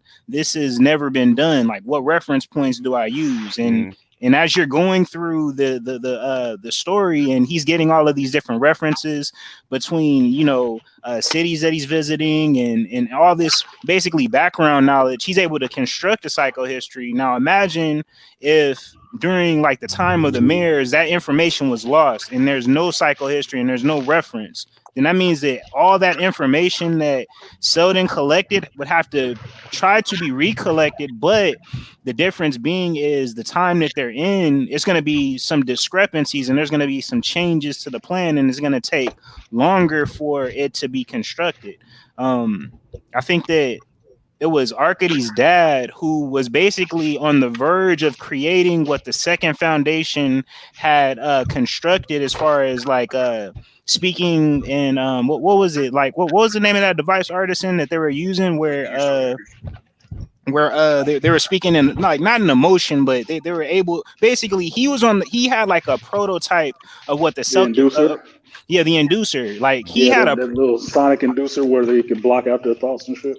Exactly. Like because he had knowledge of the Second Foundation, he basically had the idea to construct something that can be a defense to the Second Foundation, but the Second Foundation for all intents and purposes, could have constructed that device or had something that's similar to it because that knowledge had already been cultivated.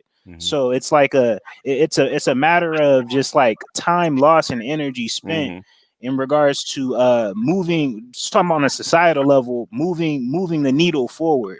So it can be like recreated, or the idea can be there, but it's like, why would you try to reinvent the wheel? Yeah, when you can build upon it, unless you lose knowledge of what of wheel. Exactly. And then say if we had hovercrafts for like 1,000 years, okay, then the wheels will be irrelevant, right? But what happens when you can't use hovercrafts anymore? You have to go back to basics. You got to go back to basics. Right. Then the knowledge of the wheel is gone. You got to. Then how long will it take before somebody gets the idea to actually invent a wheel? Right. Or reinvent a wheel. See, that was the point I was telling you, BGS, about how the Foundation and Empire reminded me of that Babylon 5 episode where they're jumping through time. Oh yeah. Right. Because after a point where the Earth got kind of destroyed by another alien race that was kind of vengeful, right? And they called it the burn. You had these Rangers coming back from space and trying to help humanity that was still on the planet rebuild humanity at different points, because they were still so far advanced. They didn't want to advance the human race quicker than they needed to, but they started dropping different things in there to help them move their way along to get back to being out in space. Yeah, basically it's almost like behind the scenes. It's almost like the prime directive. You want to help them along, but you don't want to push them too fast to where society will actually break or turn into something negative. Right. Yeah. Right. And that's what they were doing. They're pocket of gasoline, a little bit of knowledge, a little bit here and there, just to try to help humanity. Yeah. It would seed them with knowledge. Exactly. Yeah. Exactly. Yeah. And it's straight second foundation type. It was all secret. Art, you need to get on board, man, and actually go through the series. Because it's actually a very good lesson on how societies and civilizations are actually built. It is. It is a good lesson on that. Because it's literally like a living. Read the book so I can be in context. So what? The audio book, it'll go quicker. BGS has sold me on audio books now. Go ahead. Yeah, the audio books do go quicker. I like text if I have to like pull quotes. It's kind of hard to pull quotes when you're doing audio book. So that's what I'm finding right now, is trying to remember exactly what it was. It's like I have to go on the visual memory of what I'm seeing in the words that were said. But if I read it, I'd retain it more. Because you remember place and page number, so you can actually open the book and flip back and actually get it. Or even with PDFs or digital, you can actually highlight stuff that you want to remember. So, well, they can highlight stuff. Yeah, they can. They actually, I find out they actually work pretty well together. If you're actually doing them both, separately or together, because they retain different things. Like the audio will actually give you the overall arc of the story. You actually understand it better. But the thing is, text, you can actually remember individual things that jump out at you. Right. Man. Especially you want to regurgitate to somebody. And it's like, I'm not. Yeah. I never regurge. You did. How you think you got your degree, sir? You had to regurgitate to your teacher. I know. That's why I'm laughing. That's why I'm laughing. Okay.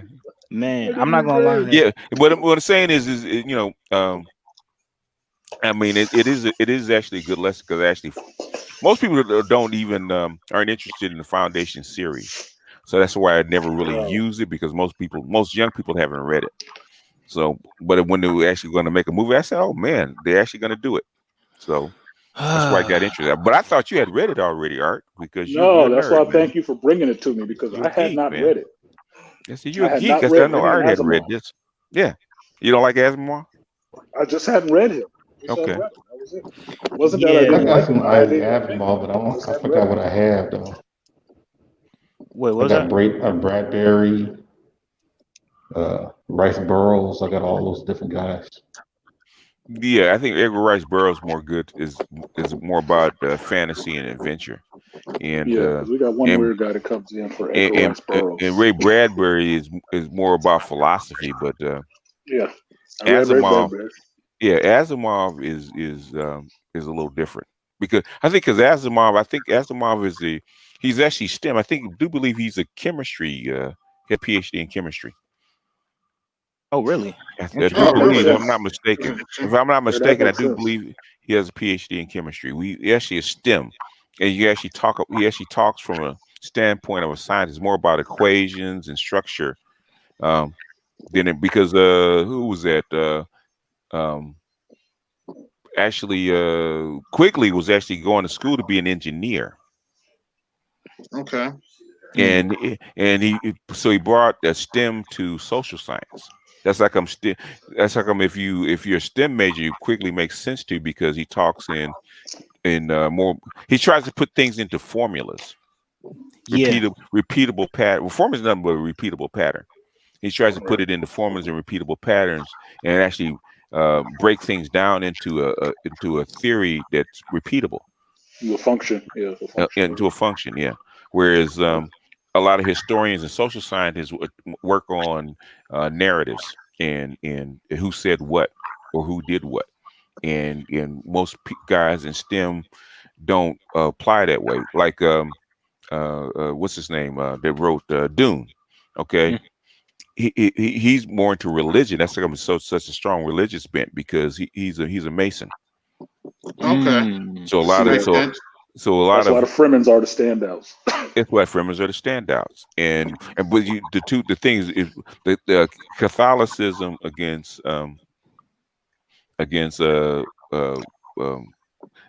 Islam. Yeah. Okay. Islam. And basically Masons understand both sides because they've used both sides, and then they even put in Beta Israel into in some of his books. So he's actually using the Abrahamic religion inside a book with science fiction. So if you understand the sometimes if you understand the background of the authors, you can get an idea what they were trying to tell you inside the story. Like I do believe Asimov's a chemistry major, a chemistry like professor. Psychologists. Yes, you understand their background. You understand why they came up with the theories they did. Yeah, or what structure they're trying to build because that's the way their mind is structured. Mm-hmm. But yeah, that's why Asimov's foundation is different from Dune. Yeah. Because Asimov's not foundation can be boring for some people because he's really not talking about action. Action does happen, but that's not the majority of the book. Is not about that's what's happened. What led to this particular action or these particular series of actions. Okay. Right. And how do you rectify action? More intellectual, very more intellectual. Yeah. That's when you described that to me at first and was trying to tell me about that it's not that kind of action.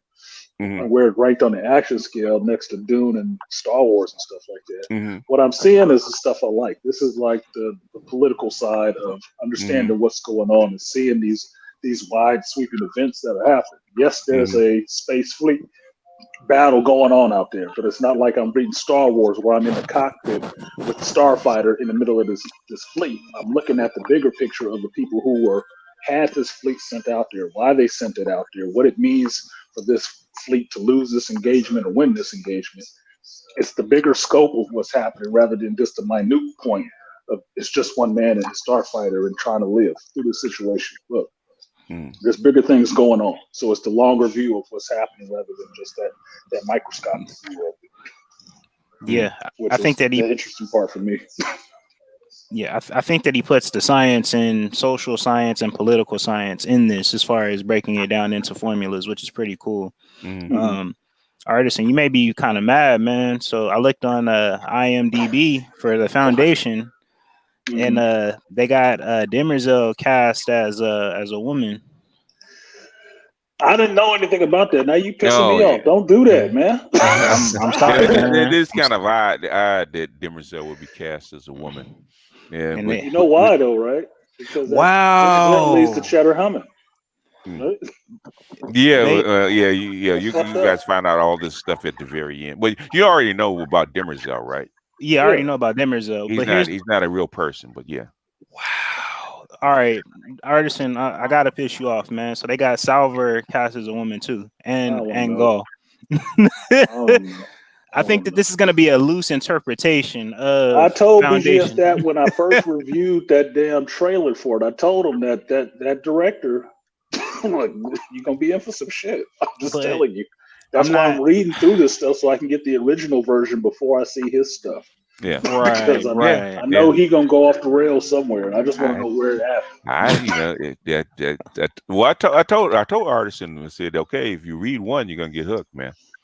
Yeah, I'm fine with that. I like good book series, and this one is not disappointing so far. I mean, I'm doing a whole stream because I'm excited about the audio book just so I can talk to somebody else who actually read the shit. Yeah, yeah. You guys, I get excited a lot. You guys said, I said, these motherfuckers gonna make me, add to my reading load already. Yeah, I'm not trying to, but it's just some stuff I gotta know. That's why you got coined as the Selden of this shit, because a lot of what I'm seeing of Asimov's writing about Harry Seldon and what was going on in the Foundation, that stuff kind of directly overlays onto the manosphere in a way. Yeah, because a lot of the stuff is out there telling you what the structure is, telling you how you can actually move in this environment to a better degree. And you have the people who don't want to do it. No, everything is fine. And then you have the people that, you know what, I'm listening to BGS. I'm following in Black Seldon. Black Seldon, dog. And you know what? Like once you, and I'm with you on that, Artisan. Like once you go through the series, you can make the parallels. I'm like, okay, like just based off of what individual A is saying, I know what prototype of person that you fall under, or what category you fall under. What archetype you fall under. And so I know how to move accordingly because you're not going to get it. I know your role. You're not going to get it. So let me talk to the people who are going to get it and build out this foundation, because again, the knowledge that's being presented, going back to your point, BGS, it's literally hidden in plain sight, and there's a certain number of individuals who are just not going to be able to pick it up. That's why that's how come they branded the. Yeah, that's how come Harry took the 5%ers and exiled them. Even y'all going to Terminus.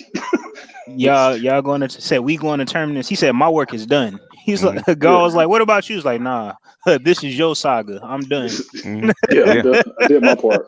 I did my part. Yeah. And that's the funny part of that whole story, is how they planned out that Terminus was going to be the spot. Yeah, and they basically psychohistory that emperor and sending them there. Like that was genius. Yeah, that's funny as hell. I was like, it's a worthless plan, and you basically exile them. Yeah, and he had already found it like years beforehand. Like, yeah, this will probably be it. Like, sweet. He's like, in other words, it'll be the last place that you would look. Nothing good comes from Nazareth. Exactly. Yeah. He was like, what was it? When Gaul was talking to Seldon, he was like, what's gonna happen now? He's like, now we're gonna get arrested. They're gonna put us on trial. Right. Here's our lawyer. We'll see you in court the next day. Like, wait, what? He was like, yeah. He was like, yeah, Your Honor. And as he's going back and forth with the counsel, Seldon, he said a few things, and so it went from like, yeah, off with their heads to, all right, let me pull you to the side. All right, so what's happening now? All right, so look, we'll let you live, but you're gonna live in this exile plane. He's like, no problem. Here's the planet for you. And Gaul is just sitting there. It's like, bro, that's the part that messed me up, because Gaul, I feel sorry for him. Like, bro, it just got there. He was just looking for Harry Seldon, and out of nowhere, he gets pulled into a whole court fiasco, and now now he's destined to live in the exile. He's good. Go live on this backwater planet. Yeah. And you know what? That's what. And to think about it, that's what happened to Seldon too. Like Seldon, like he just went to meet the emperor, and as soon as he met with him, it's like, yeah, you're not going back home, fam. He's like, wait a second, I just want to go home. Cheddar was like, nah, bro. Right. We got to send you. You got to hide you. Yeah, You like work some nah, shit you out. in too deep. Yeah. You in too deep. You know what? That's a common thing that I noticed throughout each of the foundations. Like once you get started, you in too deep. There is no going back. You You're know? cornered. You're cornered. Yeah. Yeah, literally. Yeah. Literally. I know the feeling. It's called. I'm on YouTube. You're literally cornered. Oh man, You can't get out. it's like all right, like look, I guess I got to build from here.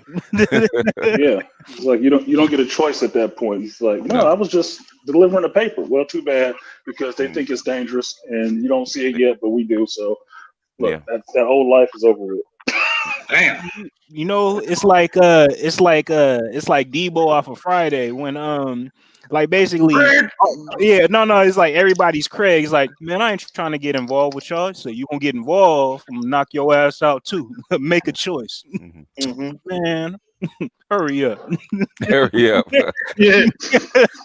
It's like, nah, you gonna get involved or you gonna die. Make a choice. 189. All right, man. Let me get to this cycle history. Let me figure this out.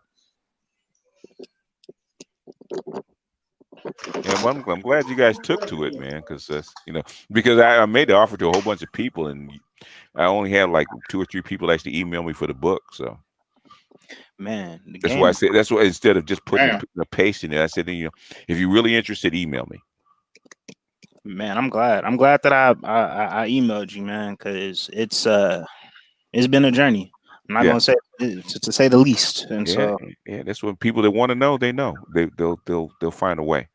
And people that don't, then I'm not gonna go through all this stuff and for people that really don't want to know, especially for this kind of stuff, because the foundation series is actually very complex. You have to actually go through the series. Yeah, there's no other way. Definitely. It's not. I mean, we're talking about it in short clips and stuff like that because we read through the stuff, but it's not something that you just go to quickly. Just trust and believe. Half of breaking this stuff down that's in there, because it's a lot of stuff in there, and it's really exciting stuff is in there. It's talking to somebody else who read the shit. That's part of being able to break this shit down. Because BGS pointing out the whole Hitler angle to the mule is like, oh yeah, I was waiting to see who the mule was, because everybody who read the stuff about, the mule. I'm like, the mule? What the fuck? Let me read this shit and see who this mule is. And then I finally find out. It's like, oh shit, that was something else. But I still hadn't seen the Hitler angle to all of that. I'm looking from my perspective of reading other sci-fi novels that, okay, he sounds like Doro from Wild Seed, building up all these people underneath him, just to hide his own loneliness. Okay. And he kind of pissy. Okay, not that big of a deal. But then as soon as BGS put that outside and real world angle on it, this is mirrored off of Hitler. It's like, it makes sense. Of course. You look at Hitler's background, right? Look at Hitler's background. Yeah, it adds up.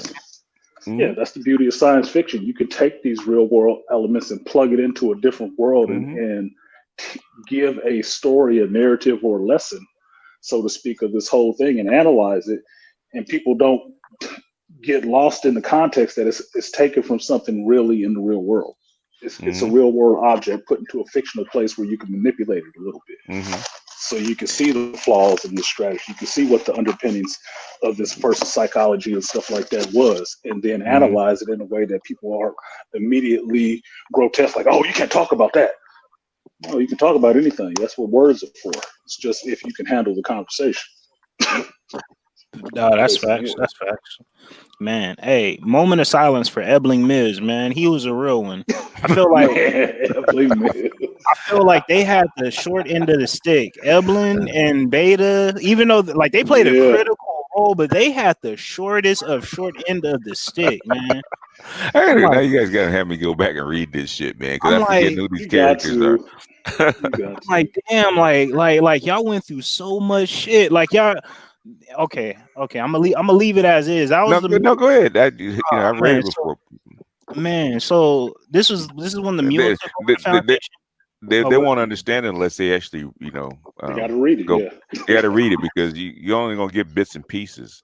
That's true. That's true. So Eblin Miz, he was basically like Sheldon 2.0. If he had going back to the point about reinventing the wheel, he was Sheldon 2.0 if he had the opportunity to have it built out. And basically, the mule exploited this man to find the second foundation. Basically, ran him at 100% mental capacity. Basically to his deathbed, and then Beta ended up shooting him in the head. To keep him. I figured it out. Oh I figured it out. Yeah.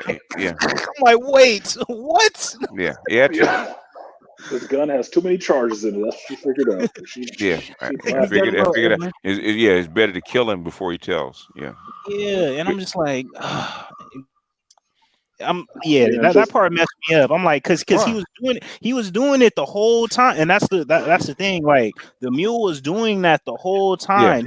He was like, once I found Eblin, like it was a wrap for him. I already knew his potential, so he was the closest one. He was like, I'm working on him slowly but surely, while at the same time I'm causing all of this havoc while riding with Beta and her husband. And basically taking over the entire foundation.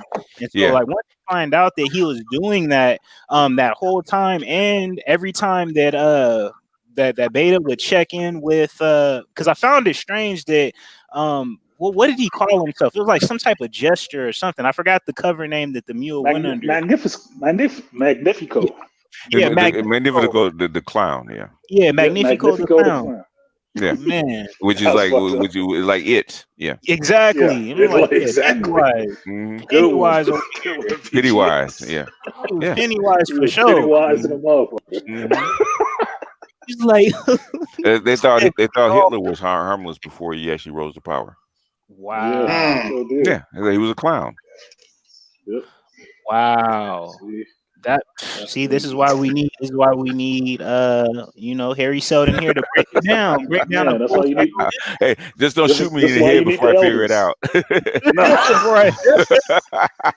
Because Eblin was figuring it out. It's like, wait, first off, every city that we go to, it's always some havoc and chaos happening, and I think that I got a little bit of a clue.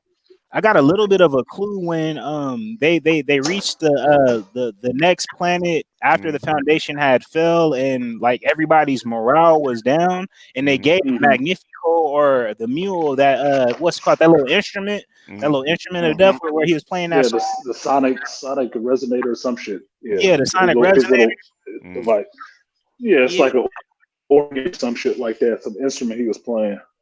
Right, man. Going back to just like the power of music and sound, like he was basically having the entire country lose their morale and basically submit to the mule and basically say that it's basically a flush and like we're all defeated while they were on said planet. And Eblin was just like figuring it out slowly but surely while they were trying to salvage the foundation. And once you realize that he was the mule the whole time and just in other words, the only people that's actually stopped, if I'm remembering it correctly, I might not be. The only people that actually stopped the mule is the second foundation, but you have to find them first, right? Exactly. Yeah. So in other words, and basically, since they were looking, he knew that they were looking for him and had the ability to find them. He actually manipulated them to actually look for the second foundation. Right. So he killed two birds, caused enough havoc to actually force them to actually find the second foundation, which is the actual goal. Actually take over them. Exactly. Right, to take over the rest of the galaxy. You know what? They're key to the galaxy. Another salute for Pritchard. That's Foundation and Empire was the most scandalous. That was the most scandalous series in my opinion. That did so disrespectful. Like Pritchard, like when Pritchard gave them their serving papers, like like it's a wrap. Like I've already been taken over by the mule. Y'all might as well give up. This is your opportunity to give up because he's already taken over. And they were just like, wait a second. Like we supposed to be on the same side, bro. Like what's going on? He's like, right now I'm under the mule's control. I'm just giving you the opportunity to save yourselves. Like I know how you feel about this situation, but I think that that was clown. Yeah, that messed me up. I'm like, dude. Sounds like the Great Mall. See, that's the thing. Oh, The Black Maw. what Was you it say? Black The Great Maw? Mall? Is it Gray Maw or the Black Maw? From Which from one? Thanos. Thanos. What was the Maw? Oh That yeah, actually the killed. mall. Yeah, Yeah. yeah. Ebony Mall. Ebony Maw. Yeah. Yeah. You are now children of Thanos. Give up. Give up. Yeah. Abandon Yeah. all hope. Mhm. You cannot win. Like, Cannot dude, win. Said it's that over was for all jacked of. up, but it was clever. It Mhm. was jacked up, but it was fucking clever. That Yeah. second foundation though, how they because obviously Foundation and Empire ends the way it ends. That last Mhm. line is killer, dude. That had me howling. BGS. I said that earlier to West Coast. I told my supervisor about that last line in Foundation Mhm. and Empire. He wanted to read the whole book just because I said that, right? Because it was funny as hell for me. But then you get right into Second Empire, and you find out how that stuff resolves. It's just like, yeah, Mhm. there's no time going in on this one. Like, it got right to the meat. Like, dang. So, oh my goodness, that's too good. That's too good. That's why I didn't want to stop. I had to get the next book quick. Oh, And yeah, you went through that real quick, like a day. I had some time where they wasn't talking to me the whole day, where I can actually listen to this shit while I'm working. Okay. And so Mhm. I'm building stuff and listening to that the whole time. Like, I'm into it. I'm into it. This helps. It's like calming down some mental static and doing this stuff with my hands is like, shit, I'm getting a lot of work done because I'm just trying not to be bothered. So I can listen to this book and catch up because I thought West Coast was further ahead of me, but he just finished the second foundation, so we all tied up right now. Okay. Yeah. So I'm good. Because he wanted to Yeah. talk about it like a week ago, and I told him, I waved him off because I was behind. So I had to catch up before I wanted to have a conversation with him about it because I want no spoilers. Yeah. Had to Panther take a little guys, you bit. need to go ahead and read the shit. Yeah, please. Highly recommended, man. Especially if you're What's up? into. Yeah, this is highly recommended, bro. Like, So just on what you guys have read or listened to, what's the verdict? Dune or Foundation? oh, I haven't read Dune. You see, and I've only you and Grinch actually keyed me to the fact that I should have read the rest of the Dune series by Herbert's son. So I have to Mhm. go back and read the rest of the Dune series. How far did you get? I read the first one. That was it. I just read Dune. That was I it. You didn't read Dune Messiah or Children of Dune? No, but when I got the sci-fi movies came out, I bought those and understood that they came from later books that I didn't read. Mm-hmm. But I got the story of what was happening with Paul's children and stuff like that, which was really interesting. Talia growing up and going fucking nuts. I was like, yeah, that was gonna happen. That Harkonnen blood to do it to you. Like, yeah, that's true. shit. So I got a little bit more of the story, but I haven't read the actual printed stuff. So it's like that's on my list to go back and get the rest of that. I already had that on my Amazon list right after y'all talked about it. Let me go find this shit. 'Cause I don't like not being in the know about something I love. I should have went ahead and just read it anyway. But somebody waved me off from reading Herbert's son stuff, and I listened to him. I shouldn't have listened to him. That's like twice in life. I shouldn't listen to somebody. Well, you had to get through gotta get because I think Frank Herbert wrote like seven books in the series, and then I his only son. read Dune. Yeah, I love Dune. That shit got me. I totally got that shit. So I have to read the rest of it, but it's good. I hadn't had a lot of time to read series, but this is another way to get through these series a little quicker, as long as I have time to listen to them. So yeah, like I said, yeah. he sold me on audiobooks. I like having physical copies and highlights, but I do like getting through the story. Yeah, getting through the story. At least get you up to speed. Exactly. At least catch up. So that'll be on my next list. But out of the two, I don't know. I can see a lot of parallels from Dune and Foundation, like you were saying. There's a lot of stuff that crosses over. That Dune was written as the answer to the Foundation series. I can see some of that there. So I don't think it was actually be fair to say which one is better because they're a little different. Like you were pointing out, Dune got it more into the religious aspect of shit. Foundation is dealing with more of the social idea of this culture in the rise and fall kind of situation, and how it's repeated, how it repeats over time. How do you try to plot your course through it to have society and nature come out on top in this situation or in a better place? So to me, that it's two different kinds of books altogether. They're both sci-fi novels, but they're tackling the same issue from two different points. So I have to read the rest of the Dune series to make sure I'm right on that assumption. But that's the assumption going forward. Yeah, and I hope your boy don't screw up the series on video. Well, since West Coast spoiler over there, they're telling me they changed some of these characters to freaking females. Females, God. I don't know. The fix might already be in. But I warned you about that shit ahead of time. It's like, how can we turn Demerzel into a female? No. Listen, man, you foretold this, BGS. You foretold this. I'm pretty sure there's a video. Feminize America. Come on, fam. Oh yeah, Feminize America. That's true. Come on. I read the Encyclopedia Nigga Galactica. I expected this. I'm not surprised. Yeah, I threw that out last week, BGS. You missed that one on the dojo. Oh, okay. Encyclopedia Nigga Galactica. Oh, you ain't shit. Y'all ain't shit.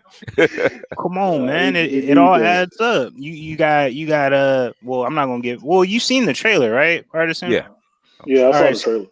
All right, so Selden is a white man, right? And so we already know the story of Selden, like he's passing on the information to the next phase, and we all know about symbolism. So obviously he's the changing of the guard, information, shift of power. Come on, fam. Yeah. Got reread those chapters of Encyclopedia Galactica. We already know how they're gonna revise. We already know how they're gonna revise it, man. But we know the actual story though. Yeah, but the last book of the series, you actually find out about Demerzel. Oh, I'm not gonna give it away, but I've been waiting for him to pop back up. Don't you spoiling shit? You'll find out. But he lived. I know he lived. He got to be living. Ain't nobody found him yet. And it's like, found? Oh, okay. I may have to pop out. Hold on. Because I will tell you, I thought the mule was going to be Demerzel. Demerzel? No. You. I'm not gonna spoil it. You'll find Demerzel at the very Demerzel pops up at the last chapter, of the last book, or close to it. Yeah. Okay. And which is actually a surprise. It's not a surprise, but I could give you a hint. But the thing is, if I give you a hint, then he already gave me a hint telling me he pops back up. I've been waiting to see him again. Yeah, let me mute up. Hold on. Let me mute up. I'm out to dip out of here. Hold on. No, I'm not gonna spoil it for you. I'm not gonna spoil it for you because it's not. I can tell you pops back up, but how he pops back up will surprise you. Okay, let's put it that way. No, just wait for that email. Yeah, just wait for that email. Like, oh shit. Let me wait for the next installment. Then BGS, no. When I get to that part in the book, he's gonna get an email from you. Yeah, raving about you. Wait, so let me ask y'all a question. As far as books, because I see that there's some other ones called Foundation's Fear and Foundation and Chaos and Foundation's Triumph. Those aren't a part of the original. Those aren't books. I think those are short stories. Okay, that go along with it. Got it. Okay, so we're right on track. So Foundation's Edge and Foundation and Earth are the last two. Yeah. And then, okay, perfect. All right, I'm excited, man. I'm excited to finish the forward the Foundation to figure out, to close that little gap, and I'm excited to follow up on Foundation's Edge to see where it goes as far as the second Foundation. As far as where I'm at and where actually me and Artisan are at is the second Foundation successfully got the first Foundation back on track, and we're moving forward and trucking through these dark ages that Southern foretold fade into memory. Yeah, right. Background again. And it's fascinating the type of science that they developed. Is it Trent or Terminus where the second Foundation was? Terminus is second foundation. Terminus. Okay. Well, No. Talking about Trantor. the second foundation. The second foundation is on Trantor. Trantor, right? Yeah, second. Yeah. See, you because spoiling shit, West Coast. You spoiling shit. Well, tell them to get the book. Good point. Never mind. Yes, nobody else has asked for it except you guys. So that's all good then. Faithful few. Faithful few. That's all you need. Because I think about the first found, and this is what I like about his writing is you have to pay attention to what's being stated because he doesn't waste. Like he's very intentional in his writing. So when you remember when Sheldon was in court, right? And the council was like, how many people do you have of this foundation that you have? And he's like, we have 50 scientists. Or he said something like that. He was like, do you want to know the scientists or do you want to know how many people do you have? Exactly. It's like, well, I have 50 people. Yeah, he's like, I got 50 people. It's like, well, take these 50 people. You know what? I think I may have spoiled it myself and just saying that right now. Okay, I think I know the direction that it's gonna go. I'm not gonna say anything else. I'm gonna let it ride. But just in him saying that and knowing what is revealed in the second foundation lets me know that okay, you have to pay attention to what's being stated and how things are flowing. Because if you don't, then you'll end up missing it and you'll be a part of the quote unquote 85% who are just like, well, what's going on here? And things end up being a surprise. So that's what I like about his writing is it's subtle as far as him giving the clues and hints if you're, adept enough to connect the dots to kind of figure it out. But if you aren't, it's still a good ride to go on and venture on as far as just understanding social societal structure regardless. Yeah. Basically, the book you really have to go through all the details of the book because, like you say, it really doesn't really waste words or language, and basically he writes it to where everything means something. Yeah, and I find that very refreshing in in these times. It's like I think that's one of the plights that we kind of suffer as a collective is we assume that if you expound upon something that it means that it's more meaningful, and we're very wasteful with words. And it's like if you can articulate it in a simple form, articulate it in a simple form. But if it basically use words accordingly. So if it's a complex idea that requires more words, make sure that you're using those words as needed and not just using a whole bunch of filler to try and, get across something. So that's also something that's not related directly to the book, but something that I noticed as far as like, a little gem that I could kind of take away, because we do as a collective talking about millennials, we're accustomed or we've been trained to emote or talk from an emotional standpoint and how we feel and not actually convey an idea, so that's also something that I found fascinating in the writing or the literature. Yeah, it's basically this is just a lesson on how people at the top think and how they look at it from a vantage point, and all these. That's why they always go back and research and read. Is because they want to know where they are in a particular phase, because human nature repeats itself.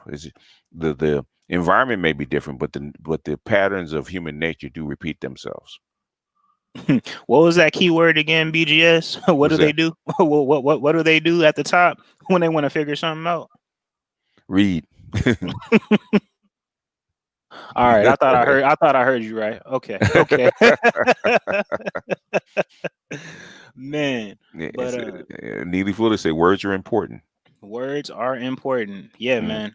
And I think that like just making a correlation or making a connection to just the sector and understanding how to read through the lines or just reading words that are being expressed, that's going to be even more critical, because I think that at least this environment that we're in right now, it is a war of words and it's a war of the minds and it's the war of, perception. because everything is being revised. History is being revised, and narratives are being revised, and so because we've been so accustomed to just being basically things being presented to us via media or via just short clips or excerpts, that can be a hindrance on a collective basis on how we decide what is the best decision to move forward with, which is, you know, that's why that's why the manosphere is so important, is that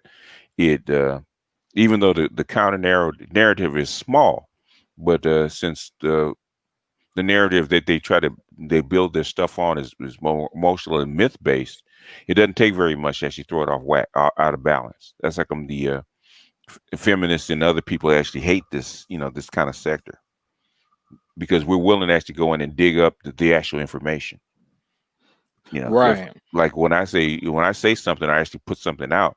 And I said, they said, well, man, where you get that from? Go look it up, man.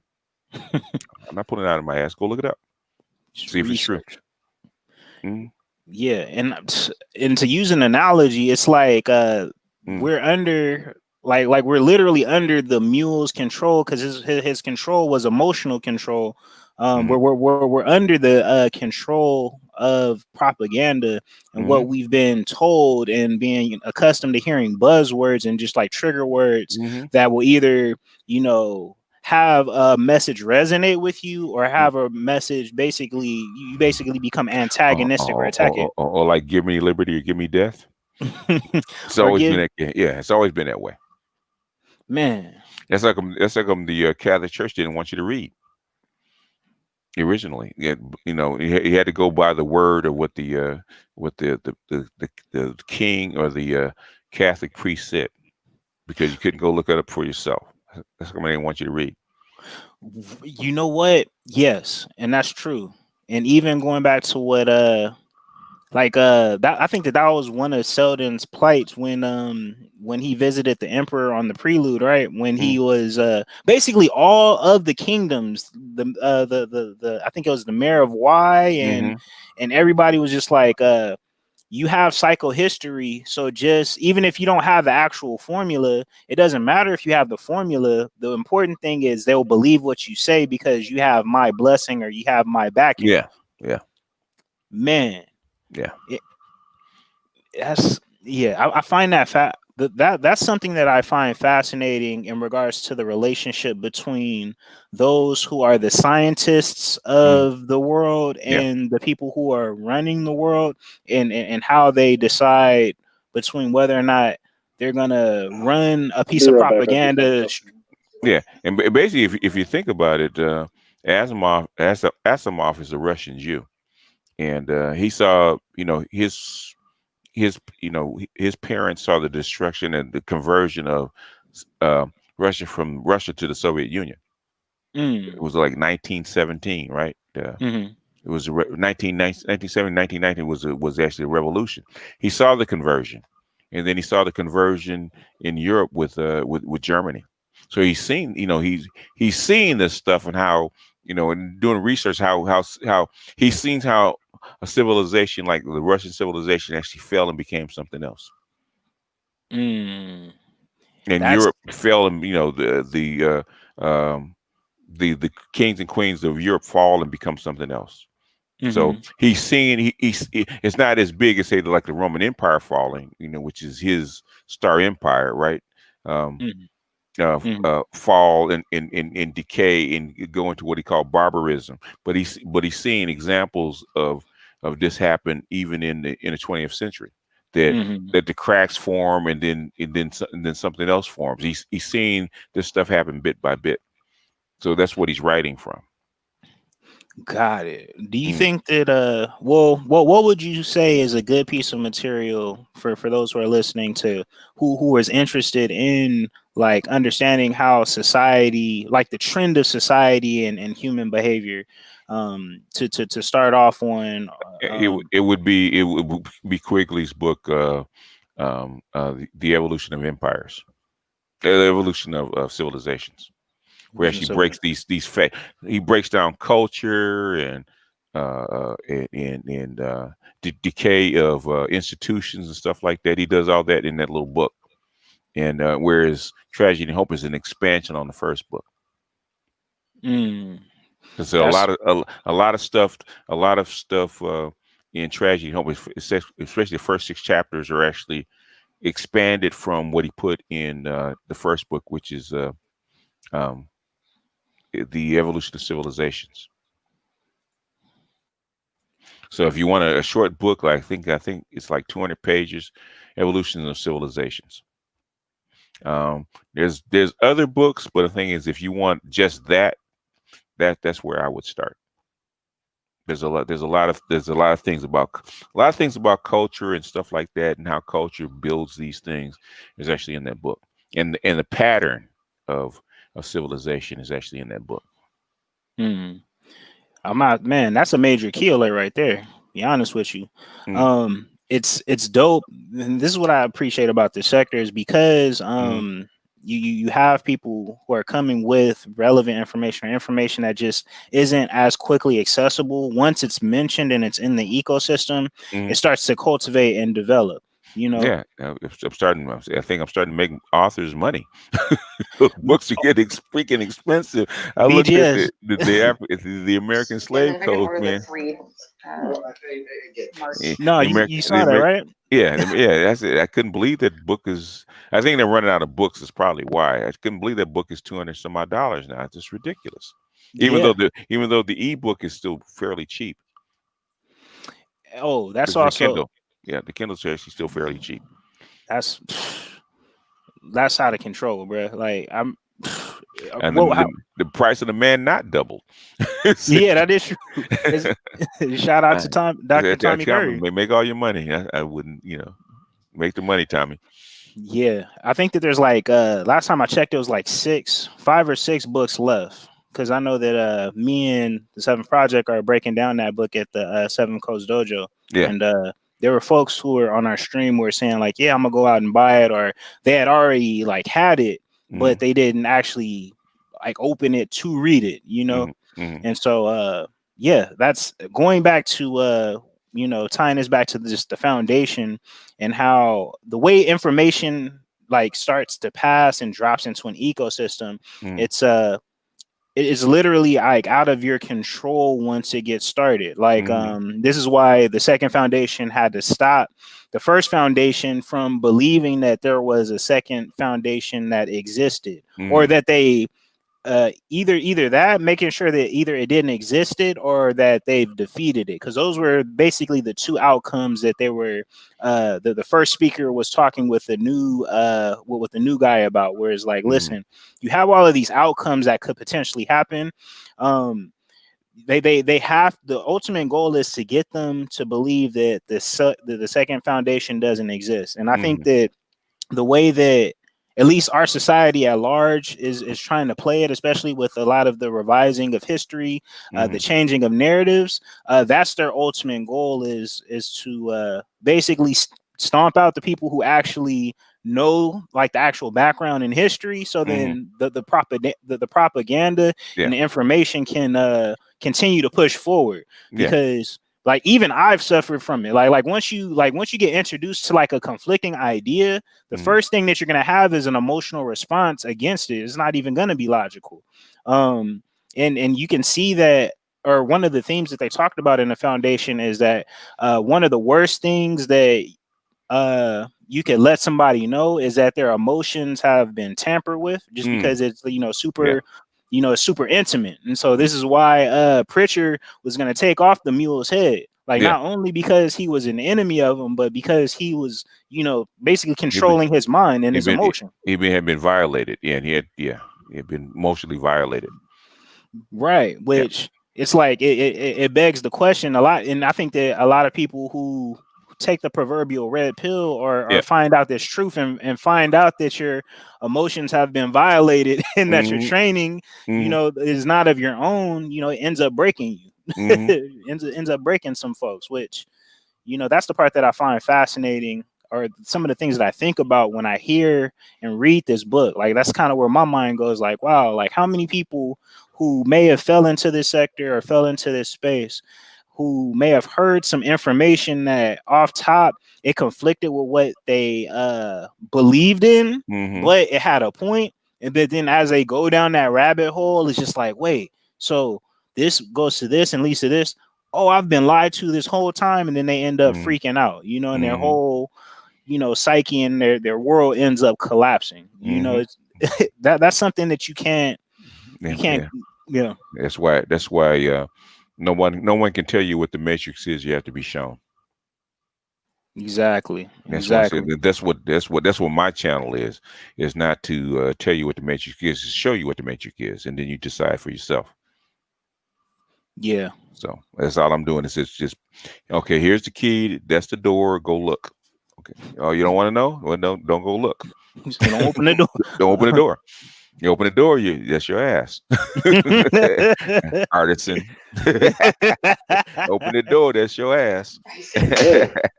Whatever you find in there is what you find in there. Close that door. Go to say only what you take with you. Yeah.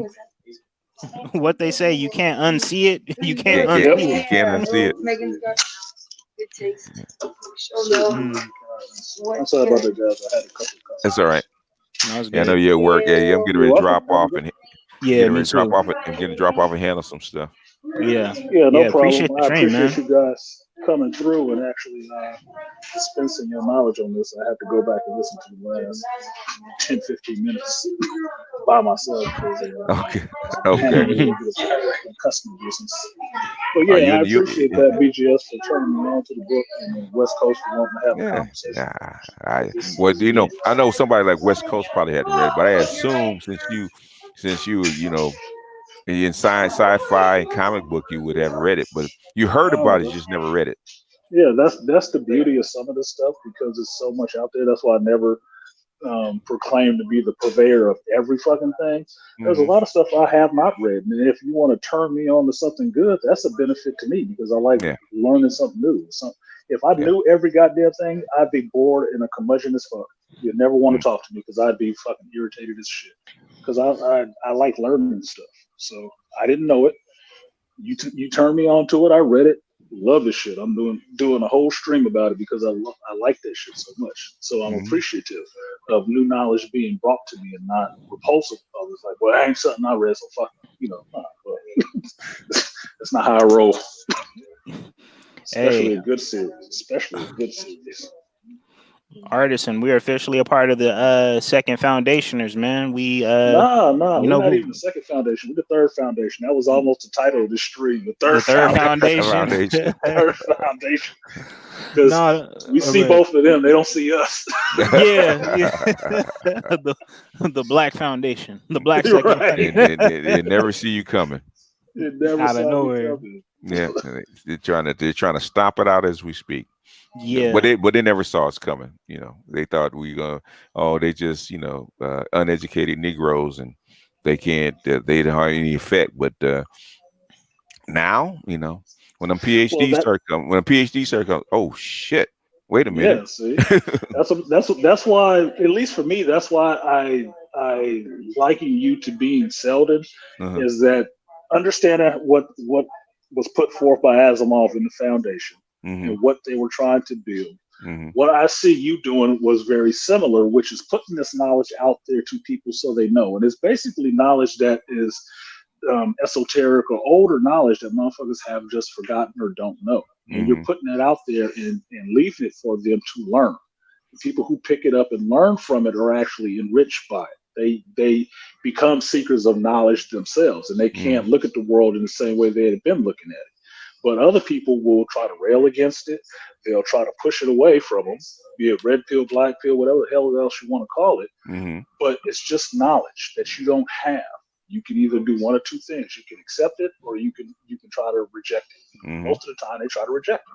That's when you get all your detractors and stuff. But if you look out into the world around you, you'll see a lot of this knowledge is reverberating in a lot of other damn places. That it's a lot of ears and eyes on this sector and what's coming out of it, and you're starting to see it regurgitated. Anytime you can see something that you've been talking about for years regurgitated in the mainstream media, motherfuckers is listening to you. You're having an effect. You just have to figure out what kind of effects you want to have. That's the foundational part. What is the structure that you're trying to create with the knowledge that you're putting out there? Or are you just throwing willy-nilly dumb shit out there into the universe so people say they're watching the second and say, yeah, see, I told you they were on some bullshit. Anyway, what are you actually throwing out there? It better be something constructive. And what you do is mostly constructive. But the people who come against you about that shit is usually on some self-destructive shit. Like, no, everything is fine. You're just tripping. You're just stuck in your old way, Selden.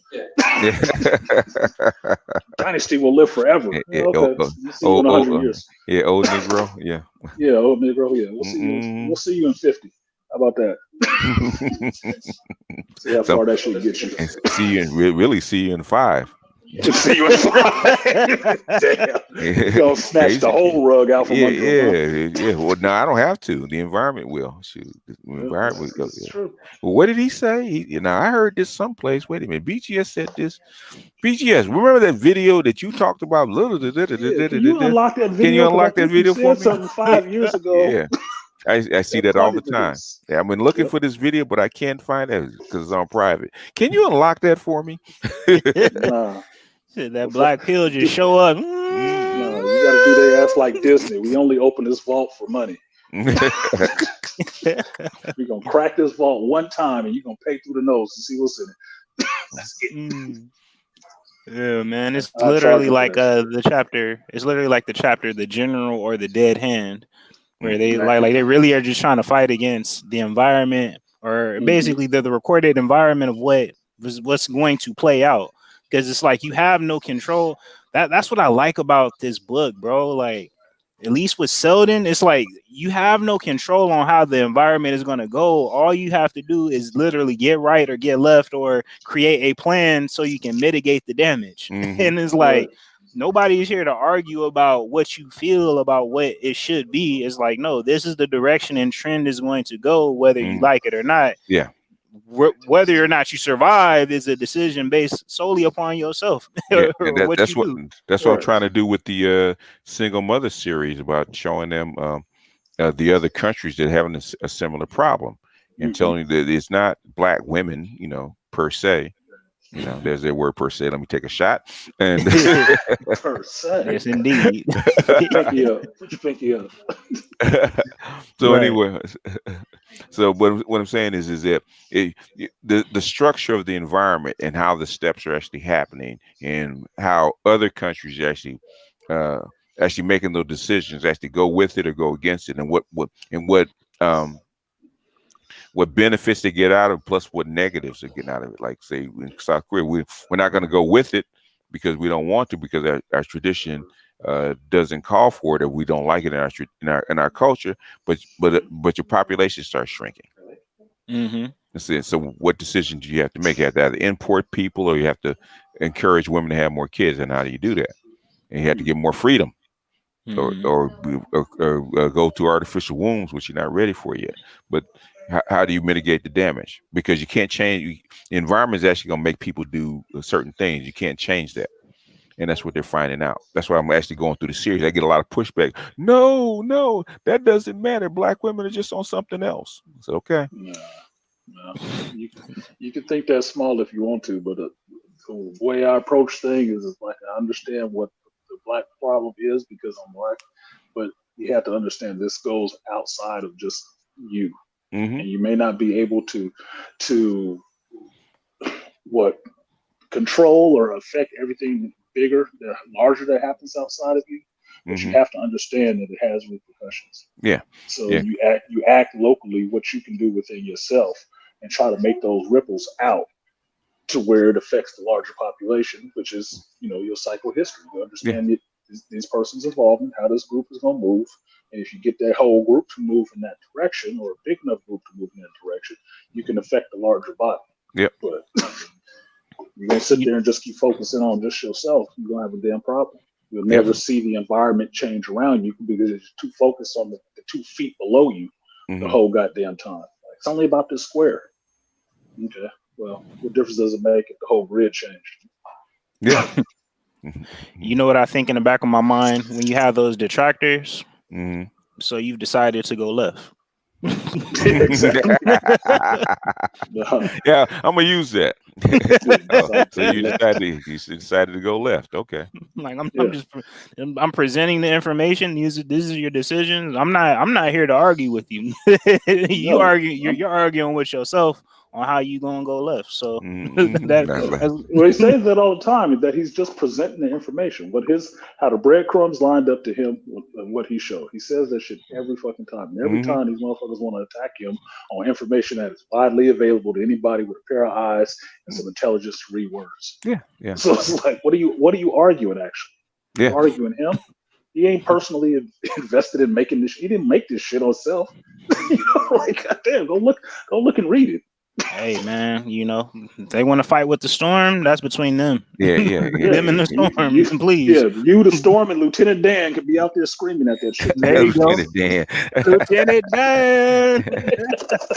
Hell ain't shit, Lieutenant Dan. Hey, you can make your peace however you want to make it. Yeah, somebody got to do it, man. But yeah, I think that, and shout out to the Prelude, because that's one of the themes that they talked about. Doris Benevolent and Harry talked about when they reached all of these different stations throughout the empire. They're like, wait, why are people doing this when this is happening? When it's like, well, this is their culture, this is the way it's being dictated, and you start to understand the cultural context of each particular subgroup, but you see the underlying theme of how they're all still going in the trending direction, and how the environment is impacting each of these versions. And so and that was just on Trantor. That was just on one planet. Yeah, that's the one. which is why which is why they sent him out there to actually go from.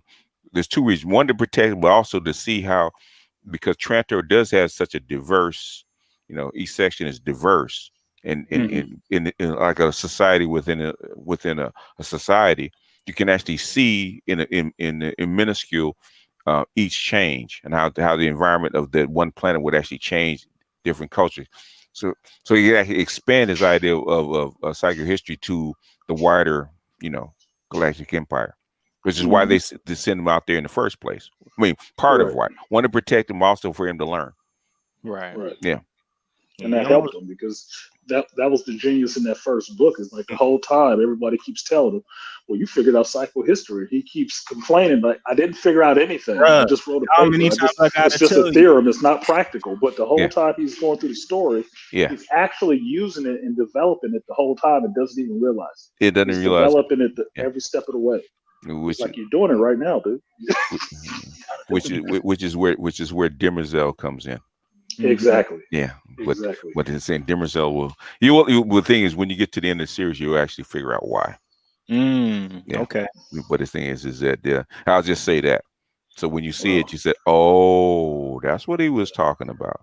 Okay, I'm pegging get Demerzel as the Vorlon. So I'm just saying. Oh, okay, all right. I mean, I'm pegging Demerzel as the Vorlon. It will shock you. But the thing is, but you'll get to it when you get to it. You got to be quiet now.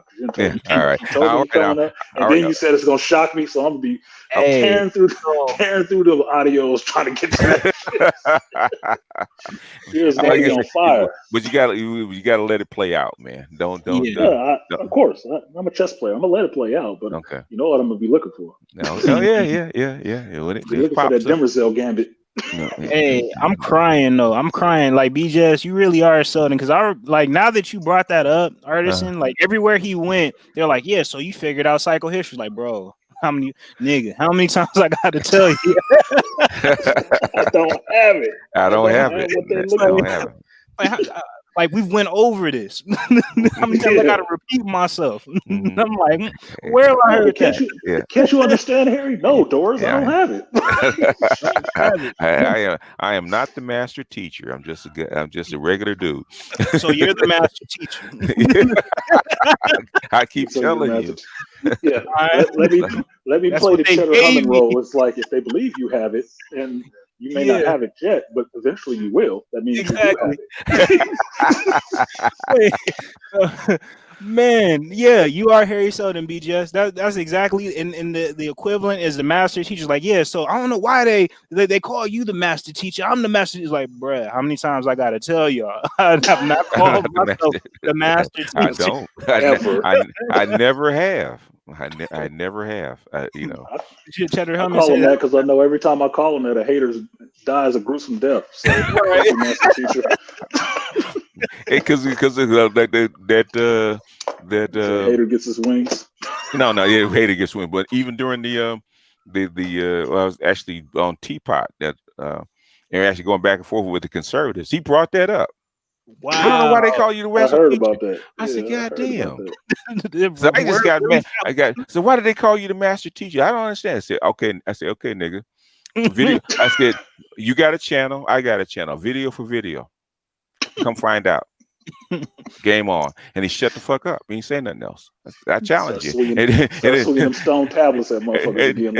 Then MOT started laughing. I said, okay. MOT said, okay, man, what you gonna do? What you crack the vault and bury them in videos. Now, I'd make fresh videos. I wouldn't just go back in the archives. That'd be cheating. Oh, thank God. That's called a mercy. I did that to who did I do that to? I did that to Game Changer. Because he said he thought that he knew me. I said, have you ever looked at my work? He said, well, you don't believe in SYSBM. Have you ever looked at my work? So I went back and I got him like 3 videos out of the archives with dates on them. Boom, boom, boom, boom, boom. Now what, man? And I'm talking out his ass like a trumpet. Yeah. I said, at least if you're gonna call me something, be accurate. Because there's a lot of stuff that I'm not, and I would admit, hey, I'm not that. But the thing is, at least be accurate. Because he's saying, well, you're not SYSBM. I never said I was. But the thing is, I know them better than you know them. It's true. Because they were on my channel at the very beginning. Say, okay, what about this? Said I've had discussions with your forefathers. Yes, I have. What are we saying? What are we saying right now? What are we talking about? Yes, I had this conversation, son. When you were just an embryo. When you were an embryo. I was having these conversations with better men than you. Yeah, I was talking to my nephew and my son, right, about that. And I was just laughing because they're telling me stories because they got a couple kids by a couple different women. And I said, well, I tried to tell you. I said, well, now you know, huh? And they just started laughing. and I said, well, how'd this happen? They give me the story and I'd be laughing. You know, that's bullshit. Well, how did it? No, nigga, you just pull out fast enough. Why you know? How you think I know? You're welcome. You're welcome.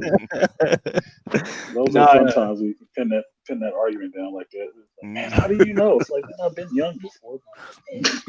Yeah, I mean, your videos really do be like the Seldon recordings where he pops up. He's like, listen, I don't know. He's like, he just pop up with the book. He's like, he pop up with the book, or you pull up with the black pill. Like, listen, I don't know who's He's like, if there's anybody here, if you're standing up, please feel free to sit down. I'm not worried about any honorifics. Right. If you want to smoke, go ahead. Yeah, he's like, if you want to smoke, go ahead. But the crisis and if there's is nobody, imminent. yeah, the crisis is imminent. He's like, I don't know if there's anybody in this room right now, but this is what's gonna happen next. And it's like people just pop up. You just give them the recording. You just pop up like, hey, all right, yes, this has already been discussed, son. Check out the archive right here. Yeah, I made this 5 years ago. Yes, catch up. Thanks for catching up. Yeah, and now everybody's talking. Now everybody's talking about how the COVID is affecting the finance and environment, and they're getting these calls and stuff like that. You know, white guys are saying it. Yeah, I'm getting these calls and say, yeah, well, you know, yeah, hey, we expected. Yeah, we expected it. That was expected. You're a bit late, sir. Yeah, You're a bit late. Yeah, they come let me give a shout out real quick before we sign off of this shit. Shout out to Go Professor, Nicole Ali, and BJ Onyx, the Bishop, for the donations. It will be split in thine with my co-host here, because I don't need it. I wasn't doing this for money. I was just doing this to get my geek on. Yeah, that's why I jumped in. Nerds. Yeah, I know. I saw you, motherfucker. Like that's a new chant. I welcome your hatred. Nerds. I hear nerds. I hear nerd babble. There's some nerds in this house. Nerd babble and geek speak. Geek speak. Y'all was going in. I said, listen, well, they geeking out, man. Hell yeah. And did you see this part? Oh yeah, remember that? It's okay. That's the fun part about that shit. Like, look. Sometimes you got to take your mind off the madness, you know. Well, if it wasn't a good series, it wouldn't even warrant that shit. Unless it was really bad. Mm-hmm. So that, to me, that's a good thing. It's not bad, and it's not just mundane to where I read it. It was all right anyway. You know, going on with things. You know, right? It actually resonates. It resonates. What he wrote the stuff in 50 something. Yeah, the 50s. Yeah. Wow. Yeah, 50. Come on, man. He wrote this shit in the 50s, and it's 2020, and it's resonating right now. That's I don't know what most people be thinking of, but that's legacy and some kind of foresight. That means that it has some staying power. It's not like anything you read in the Inquirer 2 years ago is valid today. Yeah, which is why they're making a series now. Exactly. All these years, like they probably got all the rights to that shit now. But yeah, he's been dead a while. Yeah. And putting it within context, as much content in just multiple platforms that are out, the fact that this still stood the test of time. I mean, it speaks for itself. You know, you got all these series, you got a multitude of series, videos, vlogs, TV shows. Like out of all that, it's like, wait, let me listen to this little audio book and see what they're talking about. Like that's the one that stuck. Yeah. Well, here's the funny part, West Coast. We talking about this now, right? We speaking a lot on it right now. What you think gonna happen after the movie, after the series comes out? Then all the rest of the damn geeks is gonna be on board. Oh, we got to talk about the foundation and all this shit. We'll be sitting there like Selden, like, yeah, this was in the plan. And y'all late. Encyclopedia Galactica. The year 2020. 2020, the 29th day of August. Right. FE Foundation era. We discussed this. We're not there. Very beautiful. Blessed Black BGS, Black Selden showed up. Black Selden showed up. Foretold. Long live Trantor. Right, and only 2 people were in attendance. They acquired the knowledge and they moved forward with it. Right.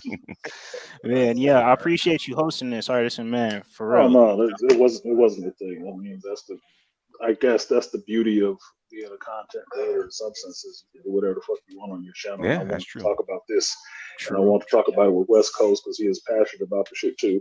And I needed BGS up here because he the one got us hooked on crack on this shit. So he got to be up here to peddle this drug. Big facts. So as soon as I get off here, I'm going on with the next book. So yeah, I'm finished up. I'll be back. Like Schwarzenegger. Yeah. I think I did send you for the foundation. Yeah, you sent me the next one. Yeah, I know. Foundation's Edge. Yeah, Foundation's Edge. Yeah, I'm on that shit. That damn second Foundation was too good. That first speaker was he was a dude. Yeah. That last line in that one too was too much. I said, this motherfucker was right there in the middle of everything. Gangster. He worse than a mule. Said, I've been watching you the whole time. I've been watching the whole time. Yeah, doing his Black Dynamite. I threw that shit from the other room. He said you was already here. The second Foundation. We had already dealt with him. Yeah, we had already thought of a plan, and we put this into action 15 years ago. Like, dude, that's a way long game. Yeah. And it bared out the way we wanted to. Now they don't believe that we're here, and now we go on. Dude, that was gangster. That was gangster. Yeah. Back to the old routine. Back to mine. Back on the plan, and they don't believe us, and they never will. They never will. Yeah, we don't exist. Yep. It's just a myth. It's just a myth. Yep. He said that'll be a relic in the past. He's like, what about the little machine they came up with to fuck us up? He's like, oh, don't worry, they won't need it because they already think that they defeated us. Just be a relic. Yeah. I'm A like, relic of damn. the past, and it'll be lost. That knowledge will be lost. I said, damn. What about therapists? Yeah, they're not gonna have any of those psycho people either. Yeah, they won't need it. They don't have anybody to fight, so it'll be a relic of the past. God, Yeah, a relic. Yeah. That is ingenious. Yeah. What's that? The best trick the devil pulled is saying he don't exist. It doesn't exist. There's no second foundation. There's no We second killed- foundation. Yeah, whatever. Yep. It's like, It's a damn, good story, bro.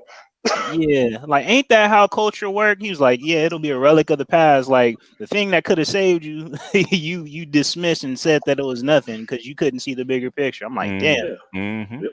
Happens all the time. Mm, Happens all the time. yeah. Yeah, that was clever. Yeah. But I thank you, brothers, for Yep.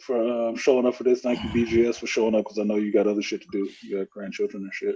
Yeah. But I do appreciate you coming through and actually sharing the video and then speaking on this too, because I know sooner or Yeah. later you're gonna bow to the pressure and we're gonna get you to read this shit. Yeah, like, Oh, really turn into Black Sheldon. You just oh, you got Come on! you killing me. I just gave you the forecast that next year when that show dropped, and Okay. everybody start watching that show. Oh yeah. There's gonna be a hell of a lot of questions, and all the geeks on YouTube is gonna be talking about this shit. Yeah. They're gonna be yo, looking for you, Sheldon. you got to change your intro to just like you just popping up in a seat like Sheldon did with the Black Sheldon I'm a hologram now. hologram. Yep, just a straight hologram. I foresaw this crisis. You should be at the point where you're asking questions about this. I keep saying this because I heard who was it? What's his name? Jordan Peterson's daughter was talking about what's going on with the protests and the riots and stuff like that, and about the George Floyd thing. And she said the exact same thing 2 months later that I had said about why they were out there. The exact same thing. So I don't know if they listened to me or we just great minds think alike. But that's what her father had told her. I'm saying they listen. We know they bite your style all the time. Oh man, Art Newstall, not Newstall, but Itmore sent me a clip yesterday, email about some stuff with the Hulk, and I'm sitting there reading the stuff, and it's supposed to be coming from the Russos. I'm reading this and said, man, that's my video. Mhm. Like, but okay, I was like, I should have put that up there just to gloat, but I ain't that kind of fucking dude. So fucking, like, yeah, they took it. We already talked about that. And they steal all the time. Yeah. Oh my god. In Hollywood, they steal all the time. Oh my god. I've had ideas. You know, yeah. I know what it feels like. I didn't think this shit happens, but a friend of mine, he's a independent filmmaker, and we used to in the break room just talk about different story ideas. Mm-hmm. And I saw two black movies made out of the ideas that we talked about. And I want to ask him, who'd you talk to, man? Because it was only me and you. So did you try to get it sold or what? So tell him to stop running his damn mouth. Yeah, that's true. Look, just give me the percentage. Cut the check. Because I think one was Halle Berry. We actually talked with she was actually the operator, the 911 operator, and with trying to find a kidnapped girl. Mm-hmm. Yeah. We had talked about that. That was one, and the other one was what's his name with the perfect guy. I think it was a perfect guy, the perfect man. Perfect man. Where her with the ex was a psychopath. Is that Michael Ealy or whatever it was? With Michael Ealy, yeah. Because that was one of my ideas. It's actually a short story. Man, hey, West Coast, throw your Cash App stuff in throw it in their private chat unless you want to throw it out to the. Yeah, what do both? Yeah, all right. Do both. Never turn down money or pussy. I know I had that's to learn right. that the hard way. Yeah. I'm trying to send y'all cut. I'm trying to make sure I send they cut. Yeah. Well, you know, breakfast today, so I'm gonna pass on my blessings. Yeah. The thing is, I'm gonna say. Yeah. You gonna say no? I'm gonna send this shit to you anyway now. What I'm saying is, where's the money supposed to go, man? Computer probably fun. computer fun. That's what it's supposed to be. Yeah, yeah. I sent you an email this week.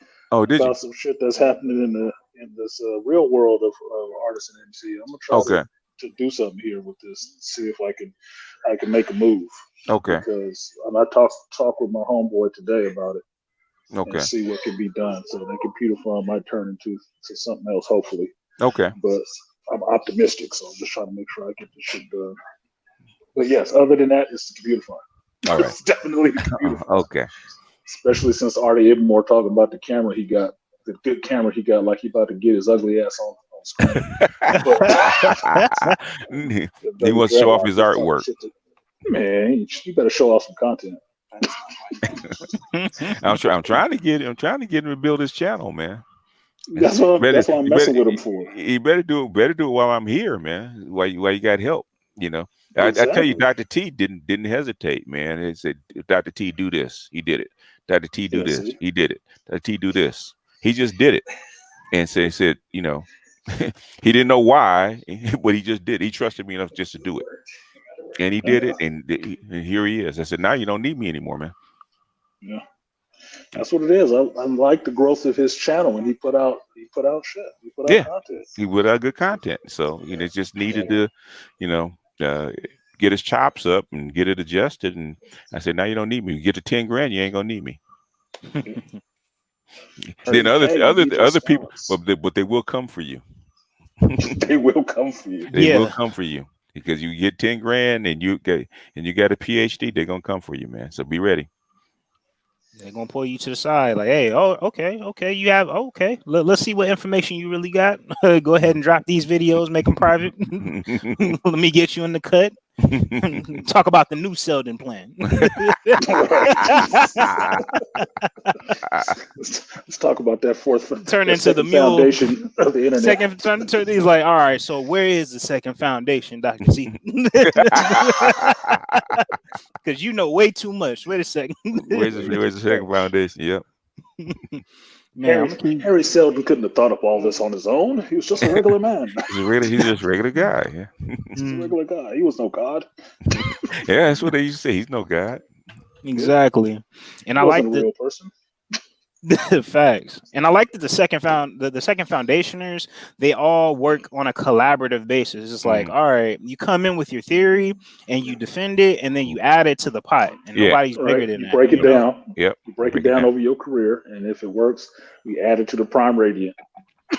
Exactly. Yep. And he actually what did the first speaker actually showed that was my contribution to it. Actually showed that his line of, I think it was code or whatever it is, that his contribution. Yep. Yep, his calculations added to the prime radiant. That's cool as fuck. Right there. Yeah, that's cool. Because he said that with the span of my career, and by the end of your career, you will have this that you can add to it. That's cool. Keep things on track. Sweet. Exactly. Yeah, which I mean, I think that's what you're doing, BGS. Is, I mean, you're paying your contribution, and then the seeds grow from there. And once you have that model in place, that nobody's bigger than the actual contributions, because it's bigger than all of us. Because obviously, we want to preserve our humanity. We can push ego aside and focus on the primary directive. Humanity and the knowledge. Yeah, exactly. That's what it's all about. Yeah. Hopefully, if we keep it on track. I told my daughter last night, you can at least try. You can't fail if you can say you at least try to do it. If you at least put an effort into doing it, you can't say you failed. So fuck it. It's not a failure if you try to do something. It's not a failure.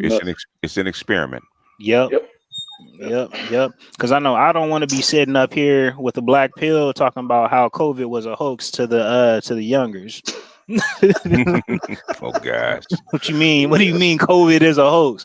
All right, let's pull out the documents, pull out the records. I ain't gonna be arguing with y'all youngins all day. We just gonna send you straight videos. Yeah. It's that's why sometimes I even laugh at like Richard Martin when he calls it a scandemic. Come on, Richard. Come on, man. Come on, Richard. Should be making me laugh. Yeah, that's why I like when you put a Richard Martin, because Richard Martin make me laugh. That motherfucker be so straightforward with that shit. And he believes it. He doesn't say nothing that he don't believe. So Nope, you talking straight shit. It was like this old dude right here. You probably didn't get much past him because he don't care. no, you know, no. After no, he's been on Wall Street and trading currencies since he was in his 20s, and he's in his 60s now, so he don't care. Yeah, he way seasoned. Anyway, y'all, I'm gonna jump. Yep. Yeah. Thank you, BGS. Thank you, West Coast, for showing up. Appreciate that. So I'm gonna get through this book to the next book today, and you'll be getting that email for the next my next hit. Sounds good. Soon. If I don't binge on it all day. So yeah, I was shocked because I had just given you. Normally, it takes you maybe almost a week to go through it, and then you get the next hit. But it's like the next day. I said, "What the hell went on?" Yeah. Hey, man. Peace. That's all I needed. 8 hours of peace. Yeah. Once that momentum gets started, man, you can't unplug. It's like I need another. But yeah. Appreciate you having us, Art. Until next time. Oh, no problem, West Coast. Thanks for showing up. Thank you, BGS, for showing up. Thank you to everybody that showed up in the chat and the people who donated and shared the video. Appreciate that. If you're listening, please donate. Hit the Cash App. Donate to the computer fund. All right. Yes, indeed. To the dojo and the computer fund. I hate to see a carpenter without proper tools and editing on try to hit me there on a smartphone. Come on, man. It was an experiment to prove that you can do this stuff with little or nothing, and then motherfuckers changed it, hit the lazy Susan and spent the game around, and now you got to have all this extra shit. And I'm like, all these people buying all these microphones and computers and shit, and I ain't seen no content out of nobody yet to see if it's worth all this shit. It's worth all, yeah. I would say content over equipment, man. Because content over equipment. Yes, you need some good equipment, but you need the content to validate the amount of purchase on the equipment. Because if I got $3,000 worth of equipment and what I'm putting out ain't worth shit, is it worth the $3,000 I've spent? No, you can't even write that shit off at that point. You just blew your money on some dumb shit. Yeah, that's why my stuff remains fairly simple. Information first. But that's my channel. Information first. Yeah, Look, I told you what my mother said when I shared one of your videos with her, and she got triggered because it was about the feminist stuff, and she got triggered because he got a cartoon avatar. I start laughing at her. I was like, one of his sons made that avatar for him. He said, I can't listen to a dude with a cartoon avatar. I was like, what do that got to do with anything? You listen to what he said, Mom? Like, goddamn. Like, she's trying to go for the nuts, and that was all she could attack. All them sister books that have cartoon covers on it that she read. Thank you. I know the book she was reading. There was a lot of white folks in those books, but it kind of warped my mind sexually, so I know what's wrong with her. Don't say it's nuns and cucumbers don't belong in the same place together. I'm just saying. In other words, she didn't want to listen. She needed a reason not to listen to me anyway. She needed a reason not to listen. She needed something to discount the information that was being given to her. She knew it was correct. I knew it was correct. That's why I sent it to her, just to have a laugh. It's like letting the little kid drink your alcohol. Like, here, go ahead, sip it, and just stand it back, watch it. I'm not 28 years old anymore with 20-inch biceps and in a 28-inch waist anymore. I'm not that guy no more. So.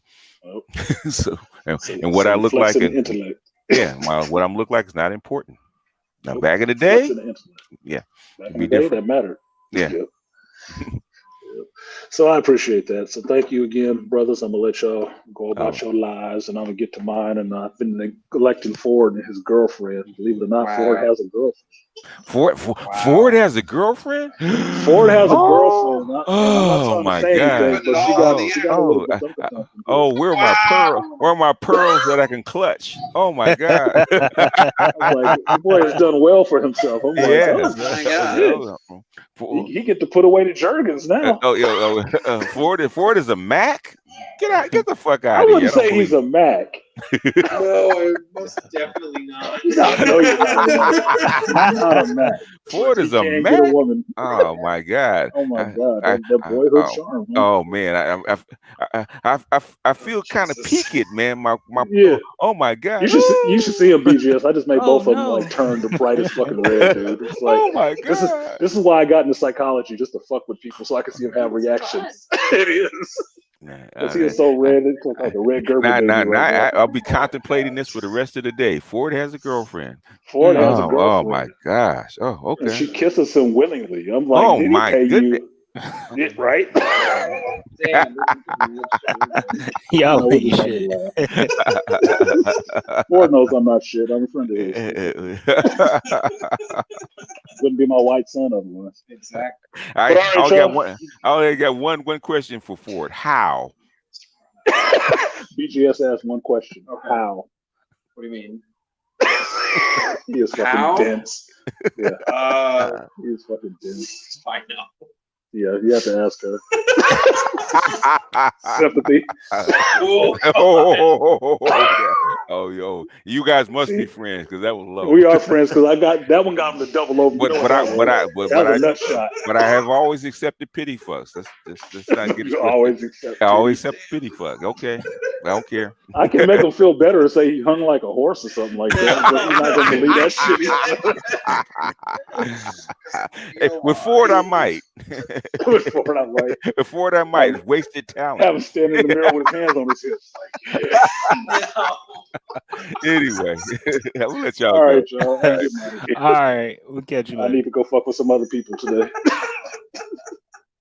Peace. Thank everybody for showing up, and I will see you guys tomorrow, 11 o'clock. Shop Talk.